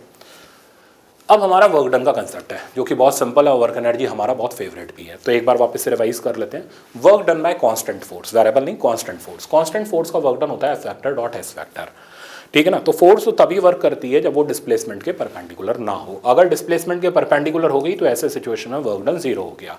सेम डायरेक्शन में हुई तो plus F S, opposite direction में हुई तो माइनस एफ एस। बट ये ध्यान रखना, ये सिर्फ कांस्टेंट फोर्स के वर्क डन का रिजल्ट है, डॉट प्रोडक्ट से आप निकाल सकते हो। दूसरा, अगर फोर्स वेरिएबल है तो यहाँ तीन तरीके की बातें होती है, ठीक है ना। जैसे आपको एफ एक्स ग्राफ दे रखा है, स्टूडेंट बहुत कंफ्यूज होता है इसमें। अगर आपको एफ एक्स ग्राफ दे रखा है तो फोर्स हो गई integral F dot D R, यानी इस ग्राफ का एरिया। तो एरिया ऑफ ग्राफ तब वर्क डन बताएगा जब एफ एक्स ग्राफ हो। अगर एफ टी ग्राफ है, अभी बताया था ना मैंने इम्पल्स वाले के अंदर, तो कैसे वर्क डन निकालेंगे, तो हम इसका एरिया निकालेंगे। इसका एरिया हो जाएगा चेंज इन मोमेंटम, ठीक है ना, चेंज इन मोमेंटम। अब चेंज इन मोमेंटम को पुट किया फाइनल माइनस इनिशियल, इनिशियल मान लेते हैं जीरो था, तो हमने यहाँ से मोमेंटम निकाल लिया, समझ गए। तो जब भी आपको एफ टी ग्राफ मिले, कुछ दिमाग मत लगा देना फालतू का, एरिया निकाल के मोमेंटम लिख लेना। अब वर्क डन होता है चेंज इन काइनेटिक एनर्जी, ठीक है ना। तो half M V square minus zero, V की वैल्यू इधर से उठा के इधर पटक दो, तो हाफ एम वी स्क्वायर हो गया एरिया बाय मास का होल स्क्वायर। सही है, सिंप्लीफाई कर लो, वर्क डन की वैल्यू आ जाएगी। तो वापस से, जब भी एफ टी ग्राफ दे रखा हो, एरिया से आप मोमेंटम निकालो, मोमेंटम से आप वर्क एनर्जी थ्योरम यूज करते हुए वर्क डन निकाल लो। अब वेलोसिटी या डिस्प्लेसमेंट आपको दे रखे हैं as a function of time, graph नहीं दे रखा, वेलोसिटी और डिस्प्लेसमेंट दे रखे हैं, तो भी हम यूज करेंगे W बराबर डेल्टा के। जैसे डिस्प्लेसमेंट दे रखा है तो हमने वेलोसिटी निकाल ली ds बाई dt करते हुए। वर्क डन निकालना है, नहीं कुछ एक्सेलरेशन नहीं, half M V square minus U square, V की वैल्यू सीधे पुट कर दी जाएगी, डायरेक्ट वर्क डन का रिजल्ट आ जाएगा। जैसे ये देखो, अब आपके सामने कौन सा ग्राफ है, एफ एक्स ग्राफ है, आपको वर्क डन निकालना है। तो प्रॉब्लम सिंपल है ये, इसमें तो हमें कुछ खास रॉकेट साइंस है ही नहीं, इसमें हमें सिर्फ और सिर्फ ये एरिया निकालना है। तो ये सारा का सारा एरिया आपको वर्क डन बता देगा। तो work done equals to area. अब एरिया आप निकालोगे, ट्राइंगल का एरिया हो गया half into base into height, तो हाफ इंटू 1 इंटू 10, आगे बढ़ते जाते हैं। फिर हमारे पास ये आ गया रेक्टेंगल का एरिया 10 इंटू 1। फिर हमारे पास आ गया ये वाला पूरा का पूरा एरिया, ठीक है ना। अब इसको हम कैसे निकालें, या तो ऐसे ब्रेक कर लो, ट्रेपेजियम, या फिर ट्राइंगल, रेक्टेंगल, ट्राइंगल, आपकी चॉइस है, जैसे कर लो। मैं इसे ट्रेपेजियम लिख लेता हूँ, ठीक है ना। तो ट्रेपेजियम का एरिया हो जाता है half sum of parallel side, एक साइड ये हो गई 10, एक साइड ये हो गई 15, दैट मीन्स 25, ठीक है, इनटू दोनों के बीच का गैप विच इज़ 1। ये हो गया ट्रेपेजियम, अभी खत्म नहीं हुआ। अब ये ट्राइंगल का एरिया हो गया half base into height, base हो गया 2, हाइट होगी 15। तो यहाँ से आप वर्क डन निकाल सकते हो एफ ग्राफ से। अब दूसरा देखो, body of mass 2 kg acted upon by a force as shown, calculate work done. हमें पता है ग्राफ हमें दे रखा है एफ टी। मैंने जैसा बताया बहुत ज़्यादा दिमाग नहीं इस्तेमाल करना, कंसेप्ट लगाना है। एफ टी ग्राफ का एरिया, मोमेंटम इनिशियल हम 0 लेते हुए चल रहे हैं, तो इसका एरिया हो गया half into base into height. Base हो गया 10, हाइट हो गई 10, तो आंसर आ गया 50। तो 50 हमें मोमेंटम की वैल्यू मिल गई। अब वर्क डन हो गया चेंज इन काइनेटिक एनर्जी, ठीक है ना। अब चाहिए तो v की वैल्यू डाल दो, m की वैल्यू डाल दो। m की वैल्यू डालोगे तो आपको v भी मिल जाएगा।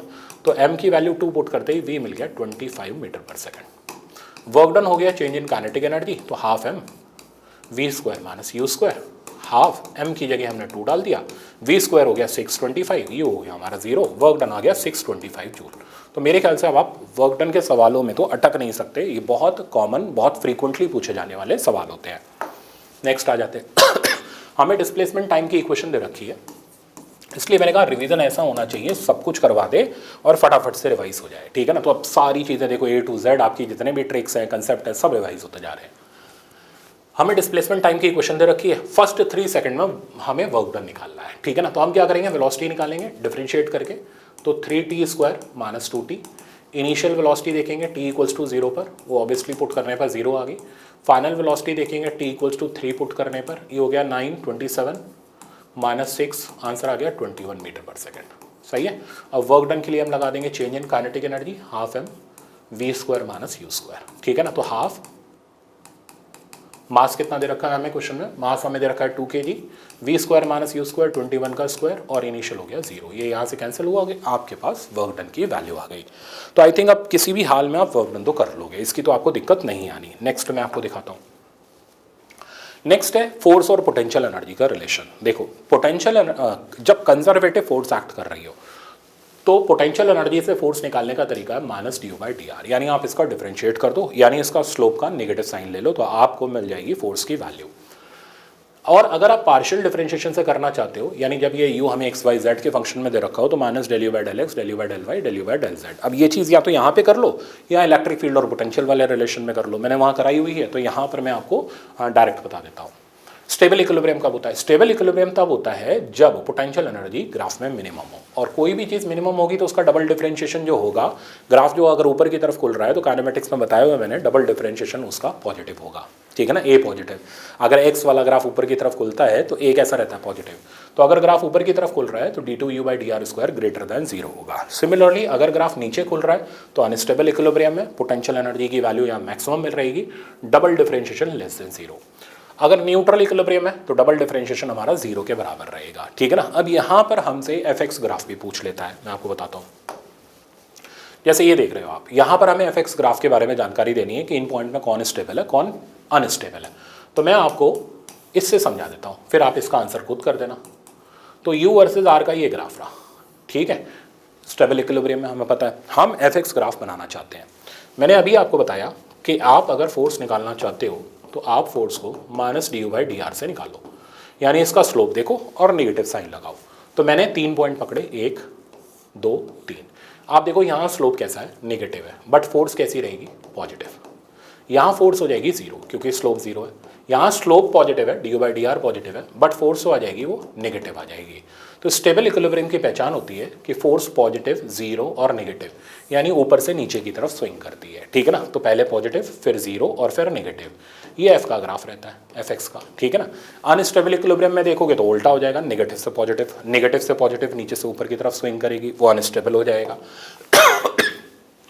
तो यहाँ इजीली चेक कर सकते हैं, फोर्स पॉजिटिव से नेगेटिव स्विंग कर रही है, तो ये ए वाला पॉइंट स्टेबल हो गया और ये वाला पॉइंट हमारा अनस्टेबल हो गया। तो इससे आपका रिवीजन भी हो गया और सारी चीज़ें समझ भी आ गई। अब ये एक स्पेशल प्रॉब्लम है, इसमें ux की वैल्यू दे रखी है और मैंने आपसे पूछा है, बहुत ही स्पेशल प्रॉब्लम है, कई सारे टेस्ट में मैं इसको यूज़ करता हूँ। तो ux की इक्वेशन दे रखी है, हमें मैक्सिमम काइनेटिक एनर्जी निकालनी है। ध्यान देना, टोटल एनर्जी इसमें कांस्टेंट है। अब ये जो पॉइंट होता है ना स्टेबल इक्विलिब्रियम का, यहाँ पोटेंशियल एनर्जी मिनिमम होती है। पोटेंशियल एनर्जी मिनिमम होगी तो काइनेटिक एनर्जी मैक्सिमम होगी, क्योंकि टोटल एनर्जी कांस्टेंट है। तो जब E बराबर K प्लस यू को हम एनालाइज करते हैं तो जब U मिनिमम हो जाता है तो K ऑटोमेटिकली मैक्सिमम हो जाता है और ऐसा इक्विलिब्रियम पर होता है। तो कभी भी आपको ये सवाल में मैक्सिमम काइनेटिक एनर्जी का आंसर देना है, वैसे तो ये एसएचएम का पार्ट है बट फिर भी यहाँ पे बता रहा हूँ तो आप U की मिनिमम वैल्यू निकालो। कैसे? इक्विलिब्रियम पोजीशन निकाल के। तो आप du बाई डी एक्स को 0 डाल दो, यानी इसको डिफरेंशिएट करो। तो डिफरेंशिएट करोगे तो 4x cube by 4 minus 2x square by 2 equals to 0 डाल दिया। 4 4 कैंसिल, ये यहाँ से कैंसिल, x की वैल्यू 1 आ गई। तो x इक्वल्स टू 1 हमारी वो पोजीशन है जहाँ पर हमें स्टेबल इक्विलिब्रियम मिल रहा है। इस जगह की पोटेंशियल एनर्जी लिख लो जो कि ऑब्वियसली मिनिमम ही होगी। तो x को 1 पुट कर देते हैं, 1/4 माइनस 1/2 माइनस 1/4। तो this is the value of minimum potential energy. अब हम लगा देते हैं E बराबर K प्लस यू। E हमें दे रखा है 2, K हमें पता है मैक्स होगा क्योंकि U मिनिमम है, माइनस 1/4। तो K मैक्स की जो वैल्यू आ गई मेरे पास वो आ गई 9/4। तो this is the value of maximum kinetic energy. तो ये एक बहुत ही काम का प्रॉब्लम इस सेक्शन में होता है फोर्स और पोटेंशियल एनर्जी में। नेक्स्ट मैं आपको दिखाता हूँ। नेक्स्ट हमारे रूटीन प्रॉब्लम है वर्क डन और मोमेंटम का रिलेशन, ठीक है ना, और हमारा ब्रह्मास्त्र। तो वर्क डन और मोमेंटम का देखोगे तो kinetic energy P square by 2m हो गई। तो percentage change in kinetic energy हमारी होगी pf square minus P square by P square into 100। हाँ, एरर वाला कंसेप्ट तब लगाना, मतलब twice of percentage change of momentum तब लगाना जब 10% के अंडर में हो, ठीक है ना। अगर 10% से ज़्यादा है तो आप ये लगाओ। जैसे कहते मोमेंटम डबल कर दिया तो percentage change in kinetic energy बताओ, तो डबल कर दिया तो ये हो गया 4 माइनस 1/1 इंटू 100, यानी ये 300% से चेंज कर जाएगी। ऐसे कर लो डायरेक्ट। वर्क एनर्जी थ्योरम हमारी क्या कहती है कि सारी फोर्सेस का work done change in kinetic energy के बराबर होता है। यहाँ जब हम इसको रिफाइन करते हैं तो हमारे पास रिजल्ट आता है सारी फोर्सेस में agent plus non conservative plus conservative बराबर डेल्टा के। कंजर्वेटिव हम जानते हैं अच्छी तरीके से नेगेटिव डेल्टा यू के बराबर होता है, जहाँ नेगेटिव साइन ये इंडिकेट करता है कि अगर कंजर्वेटिव के अगेंस्ट में जाए, सुनना ध्यान से कंसेप्चुअल है, कंजर्वेटिव के अगेंस्ट में जाएं तो पोटेंशियल एनर्जी बढ़ेगी, फेवर में जाएं तो पोटेंशियल एनर्जी कम होगी। ये ध्यान रखना, एज इट इज पूछा जाता है। पुट करने पर हमारा ब्रह्मास्त्र आ जाता है W agent plus non conservative delta के plus delta you.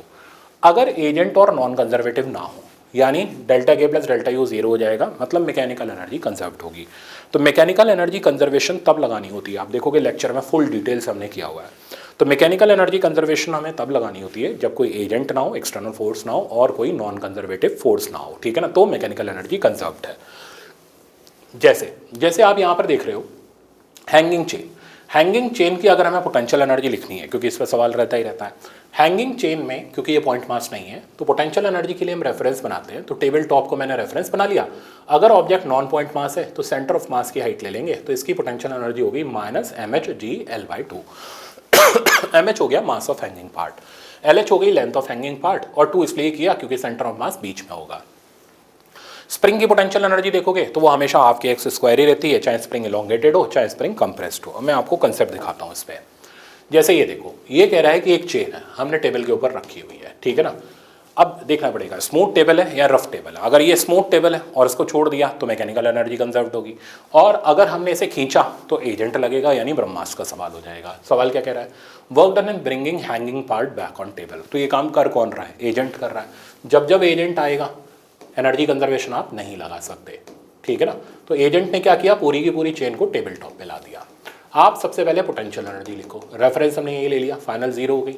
Initial potential energy लिखते वक्त इसका मास लिखो m/4, लेंथ लिखो L/4, height centre of mass की चाहिए होगी L/8। तो इनिशियल पोटेंशियल एनर्जी होगी माइनस m/4 g L/8। अब ब्रह्मास्त्र लगाते हैं, एजेंट नॉन कंजर्वेटिव डेल्टा के प्लस डेल्टा यू। आप चेक करो, डेल्टा के वाला पार्ट यानी फाइनल और इनिशियल काइनेटिक एनर्जी 0 हो गई, काम खराब हो गया इसका। नॉन कंजर्वेटिव यहाँ है नहीं, ठीक है ना, उसका भी वैल्यू 0 हो गया।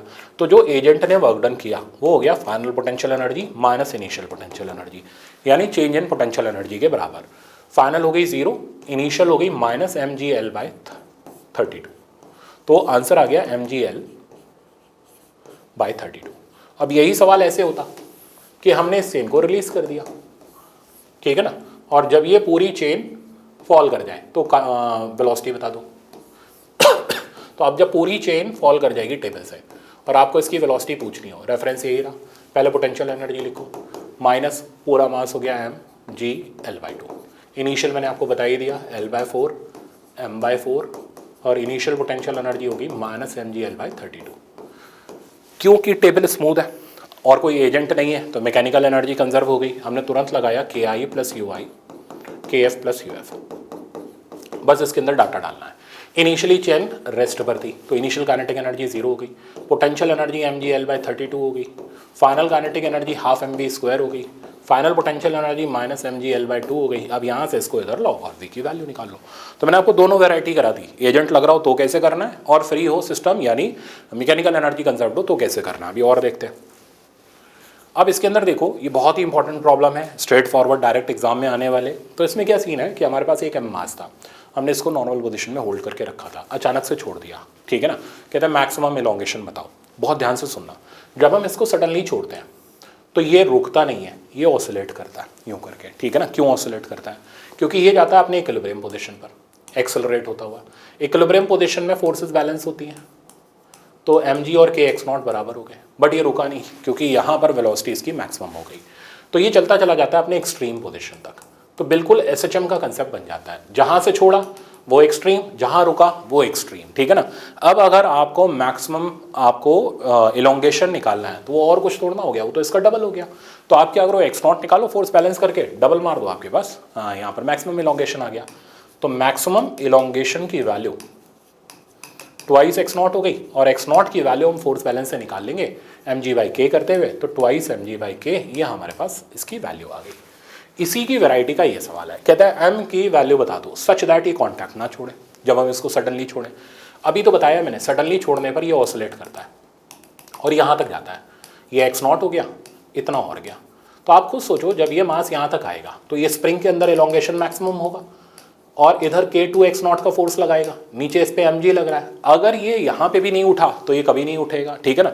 और अगर आपने मास इससे ज़्यादा कर दिया और यहाँ k2x नॉट mg से ज़्यादा हो गया तो ब्लॉक हवा में आ जाएगा। अब आप चाहते हो ब्लॉक कभी हवा में ना आए, तो एक्सट्रीम पोजीशन पर इसकी नॉर्मल रिएक्शन जस्ट 0 के बराबर होनी चाहिए। हम इसकी फोर्सेस को बैलेंस कर लेते हैं।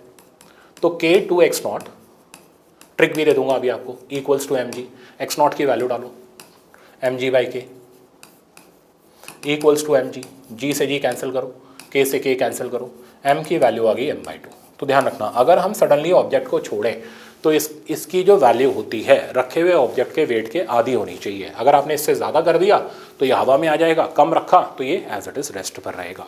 तो डायरेक्ट आप इस प्रॉब्लम को देखोगे बिना मॉडिफिकेशन के एग्जाम में आ जाता है, ठीक है ना। आपको ये रिजल्ट मैंने दिया है, क्लासरूम में खूब प्रैक्टिस कराया हुआ है, तो इस रिजल्ट को ध्यान रख लेना लास्ट मोमेंट पे, क्योंकि आपको भी पता है एग्जाम में आने पर इतनी बुद्धि नहीं चलती अगर रिवाइज ना किया हो।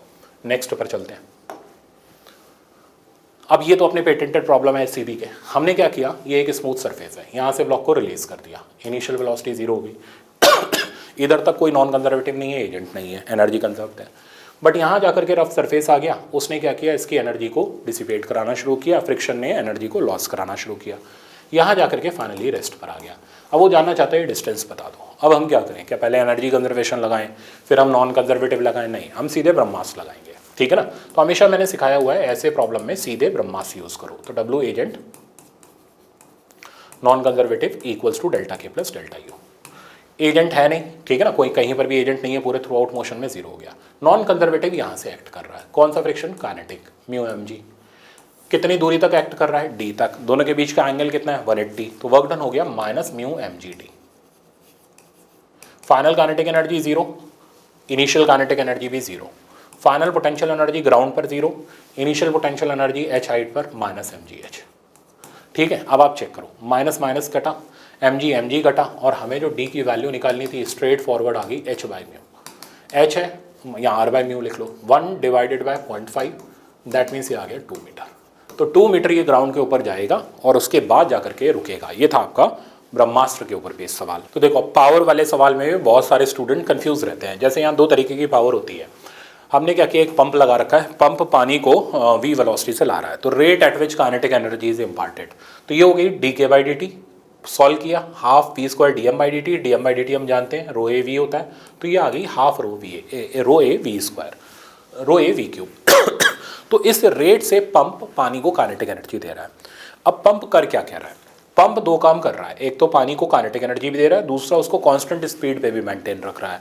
तो टोटल पावर अगर हम निकालें तो ये हो जाएगी रो ए वी क्यूब, तो जिसमें से आधा पार्ट उसको काइनेटिक एनर्जी देने में जाता है, बाकी आधा पार्ट आप ये कह सकते हो कि यूटिलाइज करने में जाता है उसको कांस्टेंट स्पीड मेंटेन कराने में। तो टोटल पावर अगर हम निकालें तो ये आ जाती है पंप की रो ए वी क्यूब। तो ये रिजल्ट ध्यान रखना, तो स्टूडेंट को कन्फ्यूजन रहता है वो हाफ कहाँ गया काइनेटिक एनर्जी इंपार्ट करने में। अब इसी तरीके से ये रेट के प्रॉब्लम इसके अंदर रहते हैं जो कि सिंपल फॉर्मूला बेस्ड रहते हैं। यहाँ ये चेक करना होता है रेट क्या होता है ए इंटू बी, या ये चेक करना होता है कि सेम पाइप से रेट डबल या ट्रिपल करना है या फिर हमें पाइप अलग अलग लगाना है बट स्पीड सेम रखनी है। तो यहाँ अगर हमें सेम पाइप रखना है that means area of cross section same हो गया। हमने इस पावर के फॉर्मूले को मॉडिफाई किया, पावर मिल गई रेट क्यूब के प्रोपोर्शनल। तो अगर सेम पाइप से रेट डबल करना चाहते हैं तो पावर 8 टाइम्स करनी पड़ेगी, ट्रिपल करना चाहते हैं 27 टाइम्स करनी पड़ेगी एंड अप टू 100। अब अगर हम सेम स्पीड से पानी को निकालना चाहते हैं, ठीक है ना, तो इस सिचुएशन में जो रेट होगा वो डायरेक्टली प्रोपोर्शनल होगा पावर के। यहाँ हम पाइप ऑब्वियसली चेंज करेंगे, एरिया ऑफ क्रॉस सेक्शन हमें चेंज करना पड़ेगा। तो हम 2 डिफरेंट पाइप यूज कर रहे हैं जो कि सेम स्पीड से पानी को निकाल रहे हैं, ठीक है ना। अगर हमें रेट को डबल करना है तो ऐसे सिचुएशन में पावर को क्या करना पड़ेगा, डबल करना पड़ेगा। तो ये सिंपल 2 एस्पेक्ट हो गए जिसमें पाइप सेम रखना होता है या स्पीड सेम रखनी होती है, ये देख करके लगाना होता है। नेक्स्ट मैं आपको दिखाता हूँ सर्कुलर मोशन का कंसेप्ट। सर्कुलर मोशन जब भी कर रहे हो, पहले रिवीजन, सर्कुलर मोशन में 2 तरीके के एक्सेलरेशन हो सकते हैं, एक सेंट्रीपिटल और एक टेंजेंशियल। सेंट्रीपिटल एक्सेलरेशन होता है हमारा v²/r या फिर बोला जाए r⍵², और टेंजेंशियल एक्सेलरेशन होता है हमारा dv/dt। दोनों के 2 अलग अलग काम होते हैं। सेंट्रीपिटल का काम होता है डायरेक्शन चेंज करना, टेंजेंशियल का काम होता है स्पीड के मैग्नीट्यूड को चेंज करना। अगर टेंजेंशियल एक्सेलरेशन नहीं है तो ऐसे सिचुएशन में हम बोलेंगे कि बॉडी की स्पीड कांस्टेंट है और सर्कुलर मोशन यूनिफॉर्म है। तो हमेशा ध्यान रखना होता है, हमें चेक करना होता है कांस्टेंट स्पीड वाला सर्कुलर मोशन है या वेरिएबल स्पीड वाला। तो अगर कांस्टेंट स्पीड वाला है तो यूनिफॉर्म सर्कुलर मोशन हो गया, वेरिएबल स्पीड वाला है तो नॉन यूनिफॉर्म हो गया। अगर आप नेट एक्सेलरेशन निकालोगे तो दोनों का रिजल्टेंट हो जाएगा, और हमारे पास इसका एंगल निकालोगे रेडियल लाइन से तो AT/AC इजीली निकाल सकते हैं। इनमें से जो AT है ये क्या कर रहा है, स्पीड चेंज करा रहा है, यानी ये क्या कर रहा है, काइनेटिक एनर्जी चेंज करा रहा है। तो अगर आपसे पूछा जाए कि rate at which energy is changed, यानी पावर पूछी जाए, तो पावर हमेशा ध्यान रखना इसमें देती है टेंजेंशियल फोर्स। इसको निकालने के 2 तरीके हैं, या तो F टेंजेंशियल इंटू वेलोसिटी कर लो या dk/dt कर लो, ठीक है ना। जिस रेट से काइनेटिक एनर्जी चेंज हो रही है वो निकाल लो, या F टेंजेंशियल इंटू v कर लो, इससे आप पावर निकाल सकते हो uniform circular motion, sorry non uniform में। यूनिफॉर्म में कोई पावर डिलीवर नहीं करेगा क्योंकि AT होगा ही नहीं। अब जैसे ये रिजल्ट देखो, तो हमें ये बहुत ही कॉमन प्रॉब्लम है और मैंने इसलिए रखा ताकि आप इस मोमेंट पे इसको प्रैक्टिस कर लो। Kinetic energy of body of mass 2 kg in circular path is इतना। हमें पहले आइडेंटिफाई करना होगा कौन सा सर्कुलर मोशन है। काइनेटिक एनर्जी वेरी कर रही है, नॉन यूनिफॉर्म है। कौन वेरी करा रहा है, टेंजेंशियल वेरी करा रहा है, ठीक है ना। Find out net acceleration at t=1। अब नेट एक्सेलरेशन निकालना है, कैसे करेंगे, काइनेटिक एनर्जी को पुट किया 12mv² 4t², m कितना दे रखा है हमें 2 kg, पुट किया तो v² की वैल्यू आ गई 4t², v की वैल्यू आ गई 2t। तो स्पीड देख रहे हो ना, वेरिएबल आ गई। अब दोनों एक्सेलरेशन निकालेंगे, AC v²/r, AT dv/dt। dv/dt किया तो ये हमें 2 मिल गया, v²/r किया तो हमें मिल गया 4t²/r²। रेडियस सर्कुलर पाथ का हम अपनी तरफ से अभी ले लेते हैं 1 मीटर, ठीक है ना। तो ये किस वक्त पे हमें निकालना है, 1 सेकंड पर। रेडियस भी मेंशन कर देता हूँ, 1 मीटर होना चाहिए इसमें। तो पुट किया तो ये आ गया 4, t की जगह 1, रेडियस की जगह 1। तो हमने AC निकाल लिया, हमने AT निकाल लिया। अब अगर हमें नेट एक्सेलरेशन चाहिए तो √AC² + AT² करके हम नेट एक्सेलरेशन दे देंगे। इसमें एक और इंपॉर्टेंट चीज पूछी गई है, पावर ट्रांसफर्ड बाय फोर्स। अब कौन सी फोर्स पावर ट्रांसफर करती है मैंने बता ही दिया, नॉन यूनिफॉर्म सर्कुलर मोशन में टेंजेंशियल करती है। 2 तरीके हैं, या तो FT निकालो MAT × V करते हुए, ठीक है ना, या दूसरा तरीका है, सिंपल तरीका है कि ये पावर कर क्या रही है, काइनेटिक एनर्जी को चेंज करा रही है, स्पीड को चेंज करा रही है, dk/dt कर लो। तो आपने जैसे ही आपने देखा स्पीड वेरिएबल है, आप फट से काइनेटिक एनर्जी लिखो, dk/dt कर लो। FT × V करने से बहुत ज़्यादा आसान है। तो dk/dt किया तो ये हो गया 8t, t की वैल्यू डाल दी, आंसर मिल गया 8 वॉट। तो मेरे ख्याल से अब आप नॉन यूनिफॉर्म सर्कुलर मोशन में नेट एक्सेलरेशन और पावर के सवाल तो हैंडल कर लोगे, ये बहुत इंपॉर्टेंट होते हैं। अब इसके अंदर एक कॉमन प्रॉब्लम है, k = काइनेटिक एनर्जी दे रखी है, उसके अंदर AC² k² t², YIT का सवाल है। सेम इसी पे मैंने उसकी जगह 4t² ले लिया, थोड़ा तो चेंज करूँ। तो सेम अप्रोच लगाते हुए आप प्रॉब्लम्स को अटैम्प्ट कर सकते हो। नेक्स्ट मैं दिखाता हूँ आपको। नेक्स्ट हमारे स्टैंडर्ड केसेस आ जाते हैं कि अब यूनिफॉर्म सर्कुलर मोशन को सॉल्व कैसे किया जाता है। तो मेरा तरीका तो बहुत सिंपल है, एक्सिस पे बैठ जाओ और सूडो लगाओ, क्योंकि सर्कुलर मोशन यूनिफॉर्म है तो एक ही सूडो लगेगी और वो होगी बाहर की तरफ सेंट्रीफ्यूगल जिसको हम बोलते हैं। तो यहाँ पर हमने क्या किया, एक स्ट्रिंग को यूं करके घुमा दिया हॉरिजॉन्टल सर्कुलर पाथ में, हमें टेंशन निकालनी है, हम इसकी एक्सिस पे बैठ गए, सूडो लगाई, बाहर की तरफ सूडो आ गई, MAC या फिर MR ओमेगा स्क्वायर लिखो या MV स्क्वायर बाय आर, जो भी दे रखा है उस हिसाब से। अब ये क्या कर रही है, ये इसको रस्सी को खींच रही है दैट मीन्स ये इसके अंदर टेंशन लाएगी, तो टेंशन की वैल्यू हो जाएगी ML ओमेगा स्क्वायर। एक से ज़्यादा ऑब्जेक्ट होते तो जो भी टेंशन लगती वो बाहर की सूडो के बराबर होती चली जाती है। सवाल है, अभी दिखाऊंगा मैं आपको। इसी तरीके से हम आ जाते हैं कोनिकल वाले में। अब कोनिकल वाले में क्या होता है, हमें ऑब्जेक्ट को यूं करके घुमा देते हैं, ठीक है ना, सेंटर पे बैठ जाएं, सूडो वूडो लगाएं। अब यहाँ पर बन रहा है राइट एंगल ट्राइंगल, और राइट एंगल ट्राइंगल में आपने खूब काम करना सीखा ही है, पैरेललोग्राम बना लेना है हमें, और यहाँ से हम वर्कआउट करते हुए निकालते हैं पहले तो टेंशन का फॉर्मूला स्टिल सेम आता है ML ओमेगा स्क्वायर। तो कोनिकल पेंडुलम के अंदर अगर टेंशन पूछी जाए, डायरेक्ट आंसर करो ML ओमेगा स्क्वायर। ये थीटा पूछा जाता है, तो इस थीटा को निकालने का तरीका होता है कॉस थीटा बराबर G/L ओमेगा स्क्वायर, ठीक है ना। आप इससे क्या कर सकते हो, वर्टिकल से एंगल निकाल सकते हो, और अगर एंगल दे रखा है तो आप टाइम पीरियड ऑफ रिवोल्यूशन निकाल सकते हो। तो कोनिकल पेंडुलम के अंदर तीन चीज़ होती है, टेंशन, एंगल और टाइम पीरियड। डिपेंड करता है एंगल दे रखा है या टाइम पीरियड दे रखा है। एंगल दे रखा है तो टाइम पीरियड पूछेगा, टाइम पीरियड दे रखा है तो एंगल पूछेगा। ये इसका मतलब पेटेंटेड वर्जन होता है इसके अंदर, ठीक है। अब जैसे आप ये दो केसेस और देख लो, स्टैंडर्ड केसेस हैं, फिर प्रॉब्लम कराता हूँ। वर्टिकल ड्रम, हमने क्या कर रखा है, एक सिलिंड्रिकल ड्रम ले रखा है, उसको घुमा दिया, इसके अंदर ये ऑब्जेक्ट है, ये कहता है ये ऑब्जेक्ट इससे चिपक जाए, कोई रिलेटिव स्लिपिंग ना हो, तो मिनिमम एंगुलर स्पीड बता दो। सबसे पहला काम, एक्सिस पे बैठ गए, सूडो लगाई, पता चला ये सूडो नॉर्मल लाई, नॉर्मल के कारण एफएस मैक्स आया। तो जब mg less then FS max रहेगा, अभी अभी सीखा आपने फ्रिक्शन में, तब तक ये स्लिपिंग नहीं होगी। तो हमने जैसे ही इक्वेट किया तो हमें पता चला g की value less than mu S R omega square होगी, तो इसकी स्लिपिंग नहीं होगी। अब आप यहाँ से आप म्यूएस भी निकाल सकते हो, ओमेगा भी निकाल सकते हो, स्ट्रेट फॉरवर्ड एग्जाम में पूछा जाता है। सिमिलरली ये रोटेटिंग डिस्क है, हमने क्या किया, एक डिस्क, जैसे मान लो मेरे हाथ को मैं अगर रोटेट करा दूँ तो ये पेन बाहर चला जाएगा अगर तेज रोटेट कराऊँ, तो कहता है ओमेगा बता दो या डिस्टेंस बता दो कि ये ऑब्जेक्ट बाहर ना जाए। अगेन एक्सिस पे बैठ गया, सूडो लगाई, सूडो क्या कर रही है, बाहर निकालने की कोशिश कर रही है, रोकने की कोशिश, स्टैटिक फ्रिक्शन कर रहा है। अगर हम इसे रोकना चाहते हैं तो MR omega square FS max से कम करेंगे, और भगाना चाहते हैं तो ज़्यादा रखेंगे। तो मैंने लेस देन एफएस मैक्स रखा और इक्वेशन मेरे पास बन गई omega less than equals to under root mu G/R।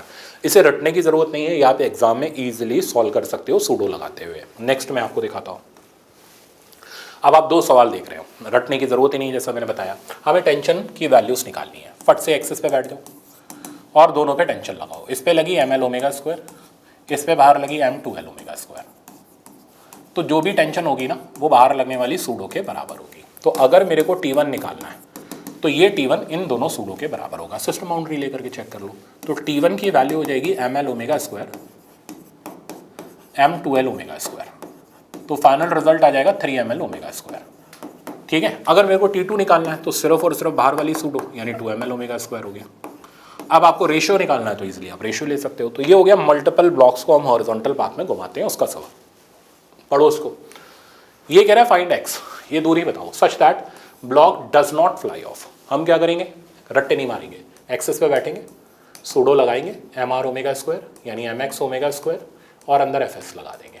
आप क्या चाहते हैं, फ्लाई ऑफ कराना चाहते हैं या नहीं चाहते, तो ये कह रहा है डज नॉट, तो MR omega square less than equals to FS max कर देंगे।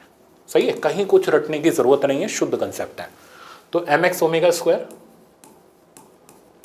म्यू इंटू एन की जगह mg आ गया, m से m कैंसिल हो गया। अब किसकी वैल्यू निकालनी है, x की, x must be less than equals to mu G by omega square, बस इसमें डेटा डाल देंगे। तो म्यू जी, म्यू कितना दे रखा है अब आपको 0.4, जी की वैल्यू हो गई 10, ओमेगा दे रखा है हमें 2 रेडियन पर सेकंड। ये भी देख लेना, अगर रिवोल्यूशन में गिवन है तो रेडियन में जरूर कन्वर्ट कर लेना, तो 4 आ गया।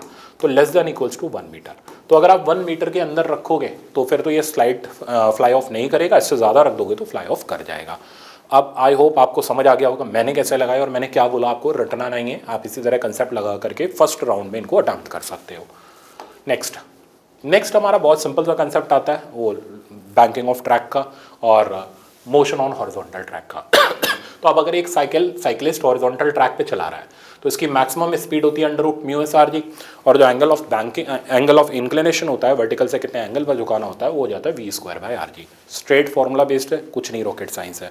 सवाल कैसे बनता है, एक गाड़ी है हॉरिजॉन्टल सर्कुलर ट्रैक पर चल रही है, म्यू की वैल्यू 0.5 है, radius of circular track 1 kilometre है, मैक्सिमम सेफ स्पीड बता दो, सीधे लगा दिया under root mu R G. Angle बता दो, अगर वो मतलब अब गाड़ी चल रही है वो टेढ़ी तोड़ना होगी, साइकिल चल रही है वो टेढ़ी होगी, गाड़ी तोड़ना टेढ़ी कर लेगा वो। तो अगर वो साइकिल चल रही होती तो एंगल बताओ, तो फिर हम V square by R G से सॉल्व कर देते। तो आई होप समझ गए होगे कि ये बहुत सिंपल सा टास्क है। अब वहीं अगर बैंकिंग कर दें, यानी हम इस तरीके से इंक्लाइन को थोड़ा सा उठा दें। क्यों उठा दें, क्योंकि यहाँ जो डिपेंडेंस है ना वो फ्रिक्शन के ऊपर है। अगर सरफेस स्लिपरी हो गया तो गाड़ी चल ही नहीं पाएगी, क्योंकि म्यू का मोता चला जाएगा। तो हमने यहाँ क्या किया, हमने इसको थोड़ा सा इंक्लाइन कर दिया, थोड़ा सा, ये नहीं कि पूरा उठा के 90 डिग्री कर दिया। तो यहाँ से हमारे पास टेन थीटा की वैल्यू आ जाती है, बैंकिंग का एंगल आ जाता है V square by R G. और इस पे मैक्सिमम स्पीड जो आती है, ये रिजल्ट डायरेक्ट याद रखना, under root R G tan theta plus mu by 1 minus mu tan theta. अब सोचो अगर ये सरफेस स्मूथ भी हो गया, बर्फ गिर गई, पूरी तरीके से बर्फ गिर गई इंक्लाइंड रोड पे, म्यू 0 कर दो, तब भी वी मैक्स 0 नहीं होगा। वी मैक्स की value under root R G tan theta आएगी, यानी गाड़ी अभी भी चलाई जा सकती है, चाहे रोड स्मूथ ही क्यों ना हो। ये फायदा होता है बैंक्ड रोड का कि उसमें फ्रिक्शन के ऊपर डिपेंडेंस खत्म हो जाती है, गाड़ी चलती रह सकती है अगर फ्रिक्शन 0 हो जाए। मेरे ख्याल से समझ गए होंगे। नेक्स्ट देखते हैं। नेक्स्ट हमारा आ जाता है वर्टिकल सर्कुलर मोशन। अच्छा, इन पे प्रॉब्लम बहुत सिंपल फॉर्मूला बेस्ड होते हैं, आई थिंक आप आराम से कर सकते हो, मैंने कराए भी हुए हैं टेस्ट वगैरह के अंदर आपको। तो वर्टिकल सर्कुलर मोशन के अंदर सबसे पहली चीज़ है, आपको ये कंसेप्ट सीखना है कि किसी भी पॉइंट पर स्पीड और टेंशन कैसे निकालते हैं। जैसे आप ये डायग्राम देख रहे हो, बड़ा ही गंदा सा डायग्राम दिख रहा है, मैं एक काम करता हूँ इसको डिलीट ही कर देता हूँ, तो आपको प्रॉब्लम समझ ही आ जाएगा एक बार में, है ना। तो मेरे पास ये एक सर्कुलर पाथ है, अब लो सिंपल सा कर दिया मैंने यहाँ से जानबूझ के ये लिया है, मैंने यू स्पीड से फेंका और यहाँ पर वी स्पीड पे पहुँचा। अब मेरे से कहता है यहाँ की टेंशन बता दो। बहुत ध्यान से सुनना, टेंशन यहाँ लगी, ये एंगल हम थीटा ले लेते हैं अभी, एम जी का कंपोनेंट मैं डायरेक्ट लिख रहा हूँ, M G cos theta, centripetal acceleration इधर आ गया, तो टेंशन की इक्वेशन बन गई T minus M G cos theta equals to M V square by R. तो आप देख रहे हो टेंशन तब तक नहीं आएगी जब तक वी नहीं आएगा। तो जो इंसान टेंशन निकालने बैठ गया बिना वी निकाले, उसका टाइम खराब होना ही होना है, वो टेंशन में आएगा ही आएगा। तो पहले आपको ये वी निकालना चाहिए। वी निकालने के लिए हम यहाँ पर एनर्जी कंजर्वेशन लगाएंगे। इस हाइट को हम H1 ले लेते हैं, इस हाइट को हम H2 ले लेते हैं। एनर्जी कंजर्वेशन लगाने पर हमारी जो इक्वेशन बनेगी वो सिंपल थर्ड इक्वेशन बनेगी, वी स्क्वायर बराबर you square minus 2g H2 minus H1। आप डायरेक्ट यूज करके देख लेना कि आई प्लस यू आई बराबर के एफ प्लस यू एफ। तो इस थर्ड इक्वेशन से याद रखना इजी है ना, हम v की वैल्यू किसी भी जगह पर निकाल सकते हैं। अब जैसे सपोज करो अगर वो ये बोलता कि हमने यहां से इसको रिलीज किया, अब एक काम करो 30 डिग्री पर जाकर के इस जगह पर जाकर के एक हमें टेंशन की वैल्यू बता दो, लेंथ एल है। तो हम क्या करेंगे, सबसे पहले रेफरेंस ले लिया, ये इनिशियल हाइट ले ली, इनिशियल हाइट की वैल्यू एल हो गई, फाइनल हाइट की वैल्यू H2 की वैल्यू हो गई L1 माइनस कॉस थीटा, ठीक है ना। L1 माइनस कॉस थीटा करेंगे तो L1 माइनस रूट 3/2। अब आप क्या करेंगे, इसके अंदर पुट करेंगे और v की वैल्यू निकालेंगे। u हमारे पास 0 है तो मैं इधर पुट कर देता हूँ, तो v स्क्वायर की वैल्यू हो गई 0 minus 2g H2 minus H1। इसमें से आप इसे माइनस करो तो आपको मिलेगा माइनस रूट 3L/2, बाकी सब कट जाएगा। तो v की वैल्यू आ गई, v स्क्वायर की वैल्यू आ गई g रूट 3GL। अब आपने v स्क्वायर निकाल लिया, देखो कितनी आसानी से आ गया, पुट कर दो आपके पास टेंशन आ जाएगी। तो ये सिंपल तरीका होता है सर्कुलर पाथ में कहीं पर भी टेंशन निकालने का। अब अगर लूपिंग द लूप की कंडीशन दे रखी है तो मैंने यहाँ शॉर्टकट बनाया हुआ है, मैं इस वेलोसिटी को अंडर रूट NRG ले लेता हूँ। अब अगर मेरे को कहीं पर भी टेंशन है और वेलोसिटी निकालनी है तो मेरे स्ट्रेट फॉरवर्ड फॉर्मूले हो जाते हैं under root RG n-2 plus minus 2 cos theta. कैसे ही यूज़ करते हैं वो बताऊँ। अगर हम फर्स्ट हाफ में कैलकुलेशन कर रहे हैं, ये हो गया फर्स्ट हाफ, ठीक है ना, ये हो गया हमारा सेकेंड हाफ। तो अगर हम फर्स्ट हाफ में कर रहे हैं तो साइन प्लस आ जाएगा, सेकेंड हाफ में जा रहे हैं तो साइन यहाँ पर माइनस आ जाएगा। ये हमें केयरफुल रहना होता है। जैसे एग्जाम्पल मान लो हमने यहाँ से बॉडी को प्रोजेक्ट किया, ठीक है ना, बॉडी की स्पीड मैंने ले रखी है let's say that under root of 6 RG, ठीक है। अब वो कहता है कि एक काम करो यार, इधर से 30 डिग्री पर स्पीड बता दो और टेंशन बता दो, और सिमिलरली इधर से 120 डिग्री पर स्पीड और टेंशन बता दो, ठीक है ना। तो ये ध्यान रखना, ये थीटा हमने वर्टिकल से लिया है, नीचे इस वर्टिकल से और ऊपर इस वर्टिकल से, तभी ये प्लस माइनस साइन आए हैं। तो मैं वेलोसिटी निकाल देता हूँ, टेंशन आप खुद कर लेना। तो वेलोसिटी की वैल्यू हो जाएगी under root RG n minus two, N हो गया 6, 6 माइनस टू हो गया 4, प्लस माइनस 2 कॉस 30 डिग्री, ठीक है ना। अब ये देखना पड़ेगा कि ये वर्टिकल से कितना एंगल है। जैसे ये 120 हो गया तो इधर का एंगल हो गया हमारा 60 डिग्री, तो दोनों तरफ के एंगल बराबर नहीं है, ठीक है ना। अब हमें साइन प्रॉपर यूज करना है, तो इस जगह पर अगर हमें v निकालना है तो मैं इसको क्लियर कट लिखूं, सही से लिखूं, नहीं तो आप कंफ्यूज हो गए। तो फर्स्ट हाफ में v निकालना है तो फर्स्ट हाफ का एंगल डाला, साइन पॉजिटिव यूज किया। अगर सेकंड हाफ का v निकालना है तो मैं यहाँ पर ऐसे करूंगा, under root R G, N minus two 4 ही हो गया, ठीक है ना, माइनस 2 कॉस, वर्टिकल से एंगल डाल दिया 60 डिग्री, ठीक है ना। अब कॉस 60 डिग्री हमारा कितना हो गया, 1/2 कैंसिल हो गया, अंडर रूट 3 आर जी बचा। तो ये तरीका होता है जिससे आप क्या कर सकते हो, किसी भी हाफ में ट्रिक लगा करके वेलोसिटी और टेंशन निकाल सकते हो। मैंने इस पर सवाल रखा हुआ है। अब जैसे आप लूपिंग द लूप की कंडीशन देख रहे हो, अगर हम बॉडी को जस्ट सर्कुलर पाथ कंप्लीट कराना चाहते हैं, बॉडी थ्रेड से बंधी हुई है, ये ध्यान रखना, थ्रेड और रॉड दो तरीके के सवाल होते हैं। थ्रेड से बंधी हुई है तो मिनिमम स्पीड होनी चाहिए अंडर रूट 5 आर जी, ठीक है ना। और यहाँ की टेंशन आप जब वर्कआउट करोगे तो ये आ जाएगी 6 mg, तो ये 5 है तो इधर 6 आ जाएगा, इधर हमारा 7 है तो इधर 8 आ जाएगा, मतलब 1 के फैक्टर से बढ़ जाता है। तो अगर इधर एन आर जी है तो हमारी बॉटम पे टेंशन आ जाएगी n+1, ठीक है ना, आप देख रहे हो। और फिर जैसे जैसे हम ऊपर चलते चले जाते हैं, हर 90 डिग्री पर टेंशन 3 के फैक्टर से कम होती जाती है, वेलोसिटी 2 के फैक्टर से। तो जैसे इधर वेलोसिटी 5 आर जी है तो इधर वेलोसिटी 2 के फैक्टर से कम कर दो 3 बचेगी, इधर वेलोसिटी बचेगी under root R G. Tension इधर 6 है, 3 से कम कर दो 3 mg, और इधर जस्ट कितनी आ जाएगी 0। ये है थ्रेड वाला। अब अगर यही रॉड होती, ठीक है ना, तो रॉड होती तो यही लिमिटिंग वेलोसिटी होती under root 4 R G.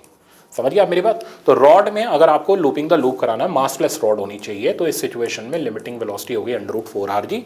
Tension लिखोगे तो यहाँ की टेंशन आपके पास आ जाएगी 5 mg and up to so on. तो आई थिंक आपको दोनों वर्जन समझ आ गए होंगे। केयरफुल रहना, थ्रेड वाला या रॉड वाला सवाल है। अब मैं आपको दिखाता हूँ, एक और चीज़ बता दूँ, मिनिमम टेंशन कहाँ होती है? मिनिमम होती है टॉप मोस्ट पॉइंट पर। अब ये टॉप मोस्ट पॉइंट की टेंशन या तो 3 के फैक्टर से कम करते हुए निकाल लो, या फिर आप mg(n-5) वाला फॉर्मूला लगा करके भी निकाल सकते हो, ये आपकी चॉइस है, ठीक है ना। अब मैं सवाल दिखाता हूँ। जैसे आप ये सवाल देखो, मैंने यहाँ पर बॉडी को प्रोजेक्ट किया under root 4 root G R. पहले तो इस 4 को अंदर ले जाओ, नहीं तो फिर हो जाएंगे पंगे। अंडर रूट 16 जी आर, तो ये n जो है 5 से तो बहुत बड़ा है, यानी ये 100% सर्कुलर पाथ लूप आउट करेगा, ठीक है ना। अब हमें क्या करना है, हमें निकालनी है बी और सी पर वेलोसिटी और टेंशन, एज वेल एज हमें निकालनी है मैक्सिमम और मिनिमम टेंशन। एक ही बार में खत्म करते हैं। देखो 16 जी आर है, तो पहले हमने इधर की टेंशन लिखी जो कि ऑब्वियसली मैक्सिमम होगी 17 mg। अब हमारे लिए बहुत आसान काम है, बी की वेलोसिटी 2 के फैक्टर से कम होती चली जाती है, तो इधर जो वेलोसिटी आ जाएगी 2 घटा दो इसमें से, तो ये आ जाएगी हमारे पास 14 जी आर। फिर 2 घटा दो तो इधर आ जाएगी velocity under root 12 G R. तो आप कहीं की भी वेलोसिटी पूछी जाए आप इजीली लिख सकते हो। टेंशन 3 के फैक्टर से कम होती जाती है, तो इधर की टेंशन लिखोगे तो इधर की टेंशन 3 इसमें से माइनस कर दो, तो ये हमारे पास आ जाएगा 14 mg। इधर 3 माइनस कर दो तो इधर टेंशन आ जाएगी 11 mg। अब आपसे जानना चाहता है रेशियो ऑफ मैक्सिमम इस टू मिनिमम, तो मैक्सिमम हो गया 17, मिनिमम हो गया 11, रेशियो हो गया 17/11। ऐसे कर लो, कुछ नहीं करना होता इसके अंदर। और सवाल दिखाता हूँ आपको। अब जैसे ये देखो सवाल, इसमें हमसे पूछा जा रहा है कि ये हाइट बताओ, ग्राउंड से नहीं पूछ रहा, ये कह रहे हैं ये कितनी हाइट होनी चाहिए, बहुत कॉमन है, सच दैट ये सर्कुलर पाथ को लूप आउट कर जाए। हम क्या करेंगे, हम यहाँ पहुँचेंगे। अब इसमें आप देख रहे हो थ्रेड तो है नहीं, तो थ्रेड वाला सवाल और कॉन्टैक्ट वाला सवाल एक जैसा होता है। दोनों में टेंशन या नॉर्मल रिएक्शन 0 नहीं होनी चाहिए। अगर टेंशन या नॉर्मल रिएक्शन ऊपर से पहले 0 हो गई तो फिर ये कॉन्टैक्ट लूज कर जाएगा और लूपिंग द लूप की कंडीशन फेल हो जाएगी। तो हमें पता है अगर हमें लूपिंग द लूप कराना है तो इधर की वेलोसिटी होनी चाहिए under root 5 G R limiting value में, ठीक है ना। अब ये वेलोसिटी आएगी कहाँ से, पोटेंशियल एनर्जी के काइनेटिक में कन्वर्ट होने से। तो हम एनर्जी कंजर्वेशन लगा करके प्रॉब्लम सिंप्लीफाई कर देंगे। तो हम इधर की पोटेंशियल एनर्जी लिखते हैं ये हाइट हो गई 2r + h, तो mg 2r + h equals to half m v² यानी 5gr। अब देखो कितनी इजीली हमारा प्रॉब्लम खत्म हो गया, ठीक है ना। g से g भी कैंसिल, तो 2r + h 5r/2, तो h की वैल्यू आ गई 5r/2 - 2r, तो फाइनली आंसर बचा r/2। यानी इसे r/2 और ऊपर से छोड़ोगे तब ये लूपिंग द लूप कर पाएगा, वरना नहीं करेगा। तो सिंपल है, ज़्यादा कुछ मुश्किल नहीं है। मान लो आपसे नॉर्मल रिएक्शन पूछता तो लिख लो नॉर्मल रिएक्शन में कौन सी आफत आ रही है, इधर की हो जाएगी 6 mg, इधर की फिर वो 3 के फैक्टर से और वेलोसिटी 2 के फैक्टर से कम कर लो, ठीक है ना। नेक्स्ट देखते हैं। हाँ ये देखो ओवर और अंडर ब्रिज बहुत कॉमन प्रॉब्लम है, नॉर्मल रिएक्शन के बारे में पूछा जाता है, कहाँ ज़्यादा कहाँ कम होगी। तो हम इस प्रॉब्लम को अटैम्प्ट करते हैं और सिंपल तरीका मैं आपको सिखाता हूँ। देखो इसको बोलते हैं हम ओवर ब्रिज, क्योंकि बॉडी इसके ऊपर से जा रही है। यहाँ सर्कुलर पाथ बनाओगे तो ये सर्कल बनेगा, सेंटीपिटल एक्सेलरेशन इधर की तरफ होगा, नॉर्मल रिएक्शन बाहर की तरफ होगी, mg नीचे होगा। इक्वेशन बनाओगे तो बनेगी mg minus N equals to M B square by R. तो यानी यहाँ पर चांसेस है नॉर्मल रिएक्शन के जीरो होने के। तो अगर वो ये बोले कि यहाँ बॉडी को फ्लाई ऑफ कराना है, वी की वैल्यू बता दो, तो नॉर्मल जीरो करो और वी की value under root G R लिख करके काम तमाम कर दो, ठीक है ना। तो हमारे पास नॉर्मल रिएक्शन ए पॉइंट पर आ गई mg minus M V square by R A. Similarly ये ओवर ब्रिज हो गया, ये भी हमारा ओवर ब्रिज हो गया। तो अब मैं दोबारा थोड़ा ना इक्वेशन लिखूंगा, नॉर्मल रिएक्शन एट सी आ गई mg minus M V square by R C. तो आप देख रहे हो जितना सर्कल का रेडियस ज़्यादा होगा, यानी कर्व जितना फ्लैट होएगा, ये चीज़ उतनी कम होगी, नॉर्मल रिएक्शन उतनी ही ज़्यादा होगी, ठीक है ना। तो नॉर्मल रिएक्शन जितना फ्लैट कर्व मिलेगा, नॉर्मल रिएक्शन उतनी ज़्यादा, जितना नैरो कर्व मिलेगा ओवर ब्रिज में उतनी कम। अब अंडर ब्रिज पे आ जाते हैं। यहाँ पर आप देखो तो नॉर्मल रिएक्शन अंदर की तरफ लग गई, mg नीचे की तरफ लग गया, सेंटीपिटल इधर लग गया। तो अगर मैं b की इक्वेशन लिखूं तो n minus M G equals to M B square by R. तो आप यहाँ पर देखो एन बी का वैल्यू मेरे पास आ गया mg plus M B square by R, यानी कि अंडर ब्रिज में तो कांटेक्ट छोड़ने का कोई चांस ही नहीं है, बॉडी हमेशा चिपक के चलेगी। कांटेक्ट छोड़ने का चांस कौन से ब्रिज में? ओवर ब्रिज में। वो भी जितना नैरो होता चला जाएगा, नॉर्मल रिएक्शन उतनी कम होती चली जाएगी और कांटेक्ट छूटने का चांस मैक्सिमम। जब हम इसे अंडर रूट आर जी की वेलोसिटी से फेंकेंगे तो फिर इस सिचुएशन में ये कांटेक्ट छोड़ जाएगा और प्रोजेक्टाइल बन जाएगा। जैसे इस पे बेस्ड भी सवाल मैं आपको दिखा दूँ। जैसे ये कहता है ये एक हेमिस्फीयर है, खूब देखा होगा आपने ये, ठीक है ना। हेमिस्फीयर पे आर रेडियस का हेमिस्फीयर है। कहता बताओ कितनी वेलोसिटी से इसे प्रोजेक्ट करें कि ये कांटेक्ट नहीं छोड़ जाए। तो बिल्कुल ओवर ब्रिज जैसा ही तो है, हमें तो पता है अंडर रूट आर जी है, तो हमने अंडर रूट आर जी की वेलोसिटी से प्रोजेक्ट किया, डायरेक्ट ही कर दिया। कैसे किया? कुछ नहीं, नॉर्मल रिएक्शन जीरो कर दी और वी की वैल्यू निकाल दी अंडर रूट आर जी। अब ये कहता है ठीक है चलो ये तो तुमने बता दिया, अब ये बताओ ये कहाँ गिरेगा। तो हमें ये रेंज भी निकाल करके देनी है। तो अब ये हॉरिजॉन्टल प्रोजेक्टाइल हो गई, तो हमने ट्रेजेक्टरी की इक्वेशन लगा दी, half G X square by U square. समझ रहे हो? यहाँ से हम एक्स की वैल्यू दे देंगे, वाई हमारा हो गया आर के बराबर 2, यू स्क्वायर की जगह मेरे पास आ गया R G by G equals to X square. ये जी से जी कैंसिल हो गया, तो x की वैल्यू आ गई √2 टाइम्स r। तो √2 r डिस्टेंस पर जाकर के ये यहाँ गिरेगा। यहाँ से कितना दूर गिरेगा? 0.414 r।